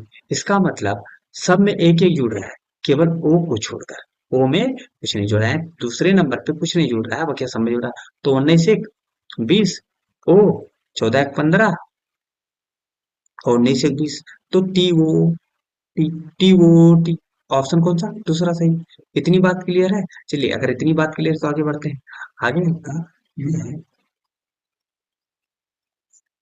43 नंबर सवाल, 43 नंबर सवाल है, आप कहोगे ग्रेप से बनाया है, इतना कुकुड़ित क्या आएगा, तो क्रेन क्या होगा, तो दिखेगा यहाँ से देखिएगा, जी आर ई एस पी, इसके बाद ना बी डब्ल्यू वी एन के, ये है। अब इसमें देखिएगा क्या लॉजिक है, देखिएगा लॉजिक इसमें ये लगाया है, देखिएगा यहाँ देखिएगा, समझा रहा हूँ आपको, ठीक है, क्रॉस लॉजिक लगाया है, ठीक है, क्रॉस मुझे देखने के बाद थोड़ा सा समझ में आ रहा है। सात जुड़ा है, सात में चार जुड़ रहा है। फिर देखिए 18 में चार गिर रहा है। फिर इसमें देखिएगा चार, इसमें क्या हो रहा है, 19 6 देखिएगा यहाँ पर छह क्या हो रहा है, छह 22 5, 22 4 26, चार एक पाँच, पाँच आपका क्या हो रहा है, घट रहा है। और यहाँ पर 19 13 6 19, यहाँ छह घट रहा होगा यहाँ। फिर आपका छह, और यहाँ ये तो कोई लॉजिक बन नहीं रहा है। अच्छा देखते हैं, एक मिनट, ये चीजें हैं, इसको देखते चलते हैं। मैं ऐसे करता हूँ, थोड़ा समझिएगा। लिखने का, लिखकर बनाने में, वैसे बनाने में थोड़ा अंतर होता है। मैं एग्जाम में कैसे लेता हूँ, मैं अपने एग्जाम का अप्रोच बताता हूँ, ठीक है। ऐसे नहीं बताओ, देखिएगा। मैं अगर क्रॉस लिया, जी से के यानी 7 4 11 चार जोड़, तो सी से चार जोड़ूंगा, तो 4 3 7, 7 आना चाहिए लास्ट में, 7 कहीं नहीं आ रहा, इसका मतलब क्रॉस नहीं लगा है। आप ऐसे में कुछ बनाएंगे, आप एग्जाम में ऐसे मत बनाइएगा, ऐसे बनाएंगे तो फंस जाएंगे। और देखिए क्रॉस नहीं बना, ऐसे सीधा सीधा निकलते हुआ, ये सीधा सीधा पहले बात है, देखिए हमेशा, ठीक है। जी से बना है, बी बना है, जब 5 घटा है, फिर 18 में 5 घटा है तो 13 आया। फिर भैया इसमें भी क्या हुआ, ए से बी बना है, ए से बी बनने का मतलब 6 घटा है। और फिर 19 से 14 बना है, इसका मतलब 14 5 19, 5 घटा है। फिर 16 5 21, 11 5 16, यानी 5 घटा है। केवल इसमें क्या हुआ, 22 4 26 सॉरी 5, सब में 5 5 घट रहा है, क्या रहा है, सब में 5 5 घट रहा है। तो सब में 5 5, इसमें अगर घट रहा है, समझिएगा, जिस में 5 घटाएंगे तो कितना आएगा, आप कहोगे 5 2 7, ये आएगा। अच्छा, फिर आर में 5 घटाओगे, 13 5 18, आपको यम आएगा। अच्छा, ए में 5 घटाओगे तो 22 5 27, 5 आए, 22 भी आएगा। अच्छा, एस में 5 घटाओगे तो आ, क्या हो जाएगा, 14 5 19, 14 आएगा, यन आएगा, ठीक है। एंड फिर पी में 5 घटाओगे तो क्या आएगा, 11 5 16, क्या आएगा। ऐसे सिमिलरली सी आर ये एन ई, अब देखिए सी में 5 घटाओगे तो कितना होगा, 3, और फिर 5 यानी 22 5, यानी वाई आएगा, ठीक है। 18 में 5 घटाओगे तो कितना आएगा, एम आएगा। ए में 5 घटाओगे तो कितना आएगा, वी आएगा। एन में 5 घटाओगे तो क्या आएगा आपका, 14 4, 9 5 14, कितना आएगा, 9 आएगा। और 5 घटाओगे तो कितना आएगा, जेड आएगा। इतनी बात समझ आई, क्या आएगा, जेड आएगा। तो क्या बन गया आपका, यहाँ सॉरी यहाँ पर सी में 5 घटाओगे, सॉरी यहाँ 25 ना होगा, 24 हो जाएगा, एक्स आएगा। कारण, क्योंकि समझिएगा 3 है, 3 2 5, 5 घटने के बाद 24 आएगा। तो कौन सा ऑप्शन जाएगा, X M B I G, X M B I Z. तो ऑप्शन कौन सा, चौथा जाएगा। इतनी बात क्लियर है। चलिए अगर इतनी बात है, कोडिंग डिकोडिंग थोड़ा अपने आप में है, थोड़ा सा टफ है। अगर अच्छे क्वेश्चन का लेवल क्वेश्चन बना दिया जाए तो इतना अच्छे अच्छे की पसीना छूट जाती है। ठीक है, टफ है थोड़ा बहुत, लेकिन आपके एग्जाम में इतना टफ नहीं आने वाला। बस आपको मेरे अप्रोच ध्यान देना है, अप्रोच कैसे मैं बना रहा हूँ, ठीक है। ये देखिए ई बराबर 5 है, पी एन 35 लिखा है, तो पेज बता रहा है। और देखिए ई की प्लेसिंग क्या होती है, 5 होती है। पी एन को 35 बना, पी पेन को 35 बना, देखिए पी का 16, 5 14, सबकी प्लेसिंग करके जोड़ दिया तो 35 आ रहा है। तो यहाँ पेज का क्या होगा, P A G E page, सबकी प्लेसिंग 16 प्लस 1 7, और देखिएगा 5, देखिए 16 1 17, 7 7 14, 24 24 5 29, 29 ऑप्शन कौन सा है, डी है, तीसरा है। इतनी बात समझ में आई? चलिए एक ग्लेयर को क्या इतना लिख दिया, 67810 लिख दिया। तो अब पूछा क्या है, बस 5 क्वेश्चन और करने हैं, बस आपके खत्म हो जाएंगे क्लासेस। मानसून को इतना के रूप में कोडित किया जाता है, तो रैनसम को क्या लिखा जाएगा, समझिएगा। देखिएगा रैनसम यम यम मिल रहा है पूरा, और यहाँ पर आर अगर मिल गया तो हम कहेंगे फिक्स कोडिंग, कौन सा है, फिक्स कोडिंग। समझिएगा यहाँ पर ग्लेयर को 67,810, ग्लेयर को 67,810 लिखा जाए, ग्लेयर को 67,800, समझिएगा यहाँ पर सवाल। जी एल, ग्लेयर, क्या लिखेंगे हम, glare, G L E R, glare को 67,810 लिखा जा रहा है। और फिर लिखेगा M O N S double O N, monsoon क्या लिखा रहा है, 23 95 339, इतना लिखा रहा है। तो बताना है रैंसम को। अब समझिएगा यहाँ पर, समझना क्या है, लॉजिक क्या लगा है, लॉजिक क्या लगा है, देखिएगा। जी को 6 बनाया है, एल को 7 बनाया है, ए को 8 बनाया है, आर को 1 बनाया है, ई को 0 बनाया है। ये तो किया है। अच्छा, तो इसमें तो कुछ लॉजिक है नहीं कि जी का 7 होता है, आर का 12 होता है, तो 5 7 कैसे कर दिया? घटाएगा वह, कोई लॉजिक नहीं बना। तो सीधा सा देखिएगा, आर रैंसम कुछ आर, आर की प्लेसिंग क्या है यहाँ पर? आर यहाँ पर है, तो आर को क्या लिख रहा है? 1 लिख रहा है। तो मैं कहूंगा भैया आर, ये एन एस ओ एम, तो मैं कहूंगा आर को मैं लिखूंगा 1। फिर ए को क्या लिखूंगा? एक कहाँ पर है? यहाँ पर है। तो ए की प्लेसिंग यहाँ पर कितनी? 8 है, तो 8 लिखूंगा। फिर एन कहाँ पर है? यहाँ पे है, तो एन की प्लेसिंग यहाँ 9 है, तो 9 लिखूंगा। फिर यस है, यस की प्लेसिंग यहाँ, यस है, यस की प्लेसिंग यहाँ पर है 5, तो 5 लिख दूंगा। इतनी समझ में आ रही बात है? फिर ओ, ओ के भैया 3 3 है, तो ओ की प्लेसिंग 3 हो जाएगा। और यम, यम का मतलब 2, तो ये 18 है। कितना होगा? 1,89,532, 1,89,532। ऑप्शन कौन सा? एक सही है। तो ये आपकी फिक्स कोडिंग है। ये कौन सी कोडिंग है? फिक्स कोडिंग है। जो दिया है उसी के सामने वो लॉक है, यानी जी का हमेशा 6 वैल्यू, एल का 7 है। इतनी बातें समझ में आ रही कि नहीं आ रही? चलिए, अगर इतनी आ रही तो आगे बढ़ते हैं। देखिए, नोएडा को इतना लिखा जाता तो इंडिया को क्या लिखेंगे? अब समझिएगा यहाँ पर। देखिएगा, एन को 3 लिखा गया है, ठीक है। ओ को कितना लिखा गया? 9 लिखा गया है। आई को 6 लिखा गया है, डी को 5 लिखा गया, ए को 8 लिखा गया। अब कैसे लिखा गया? समझिएगा, एन को तो, आई को क्या लिखा जा रहा है? देखिएगा, इसमें भी क्या कर लेंगे? Same coding. ए को क्या? 8 लिखा जा रहा है, ए को 8, देखिए 8 यहाँ पर ए है, 8 यहाँ पर ए, तो ये तो नहीं हो सकता, ऑप्शन नहीं होगा ना। अच्छा, आई को क्या लिखा जा रहा है? आई को भी 6 लिखा जा रहा है, आई को 6, यहाँ पर आई 6, तो 6 यहाँ पे होगा, और यहाँ पहले पे भी 6 होगा क्योंकि आई 2 है। तो यहाँ ये तो ऑप्शन गया, ये भी गया, तो 3 है। अच्छा, 6 यहाँ है, 6 यहाँ है, दोनों में 6 6, तो दोनों हो सकता है। अब देखेंगे डी, डी का प्ले क्या है? 5, डी को 5 लिखा जा रहा है, डी को 5 लिखा है, इसका मतलब 5, तो यहाँ भैया 3 आ रहा है, जबकि यहाँ डी पर, तो ये ऑप्शन जाएगा 46 का, कितना हो जाएगा? 2। 46 का कितना सही ऑप्शन? ऑप्शन 2 सही। इतना कल क्लियर है? तो ऐसे आपको देखना होता है एग्जाम में। अब चलिए, यहीं पर अपनी क्लास को विराम दिया जाए, और विराम देने के से पहले मैं एक चीज ये बताया, मैं जो अभी तक जितने सवाल सॉल्व किया, सॉल्व सवाल करने के बाद हमको कंक्लूजन क्या पता चला कि मैथ में आप क्या क्या पढ़ते थे आज अभी तक। मैथ में आपको नंबर सिस्टम आनी चाहिए आपको अच्छे से। पैंतालीस क्वेश्चन तक आपको आराम से सॉल्व हो जाएगा अगर आप इतनी चीजें आती है तो। जैसे, ठीक है, नंबर सिस्टम, यानी संख्या पद्धति जिसे बोलते हो, संख्या पद्धति, ये किया आना चाहिए। दूसरा, आपको बोर्ड मास आना चाहिए। क्या आना चाहिए? बोर्ड मास आना चाहिए। बोर्ड मास आपका आना चाहिए, ये भी आना चाहिए, अच्छे से आना चाहिए। इसके बाद में नंबर सिस्टम, बोर्ड मास, और आपको नंबर सिस्टम में ही हम पढ़ाएंगे वर्ग, क्यूब, घनमूल, घन घन वर्गमूल, ये सब चीजें आपको आनी चाहिए, ठीक है। इतनी बातें समझ में आ रही। और दूसरा चीज आना चाहिए आपको, ए टू ए से जेड तक के लेटर का की प्लेस प्लेसिंग आनी चाहिए, प्लेस वैल्यू आना चाहिए। क्या प्लेस वैल्यू है? ये आना चाहिए। और दूसरा, ए से जेड तक का अपोजिट आना चाहिए, तक का अपोजिट, अपोजिट आना चाहिए। चलिए, अब देखिएगा, ए टू जेड तक का लेटर का प्लेसिंग हम बताते कैसे याद करना है। आप क्लास में जब जाएंगे ना, तो क्लास में बच्चों से पूछेंगे जेड की प्लेसिंग क्या होती है, बोलेगा 26, ठीक है। वी की प्लेसिंग क्या होती है? वो पूरा 22 होता है। आर की प्लेसिंग क्या होती है? 18। तो आप क्लास में जब बच्चों से बार बार पूछेंगे, प्रैक्टिस करेंगे, तो आपको याद हो जाएगा।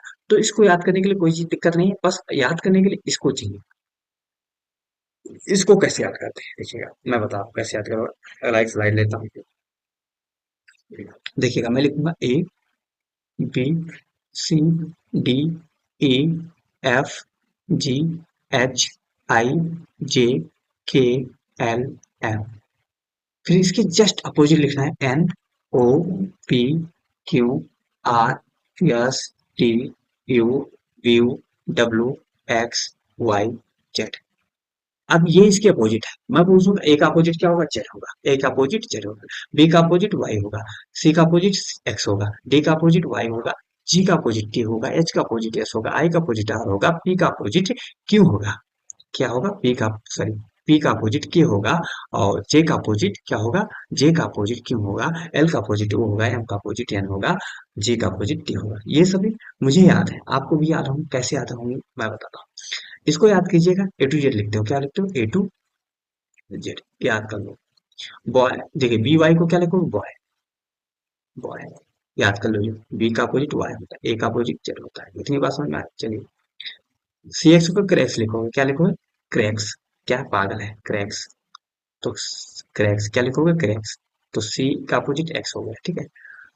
डी डब्ल्यू के क्या लो, ड्यू लिखोगे, क्या लिखोगे, ड्यू लिखोगे, तो डी का अपोजिट डब्ल्यू हो गया। ई का ई को ईवी को क्या लिखोगे, किसी को इवनिंग याद करोगे, ईवी, इवनिंग क्या याद करोगे, इवनिंग याद करोगे, ठीक है, इवनिंग एंड ईवी हो गया। एफ यू को कैसे याद करोगे, फन, एफ यू को कैसे याद करोगे, फन से याद करोगे, क्या होगा, फन, तो एफ यू का अपोजिट क्या होगा, एफ, फन से याद करोगे। देखिएगा, जी टी, जी का अपोजिट क्या, टी होता है, तो इसे जी टी रोड याद करो, क्या याद रखते हैं, G T road, R O A T road, G T road, grand truck road होता है ना। एच एच से क्या, हनी सिंह, हनी, हनी सिंह, क्या याद करोगे, सिंह, हनी सिंह, तो एच से हनी सिंह याद कर लोगे, ठीक है। आई आर से क्या लोगे, Indian railway, Indian railway, rail, railway, तो आई आर इंडियन रेलवे, ठीक है, याद कर लोगे, जी टी जी। अब देखो, जेके, जे क्यू से जेके क्यू, जेके जैक क्यू,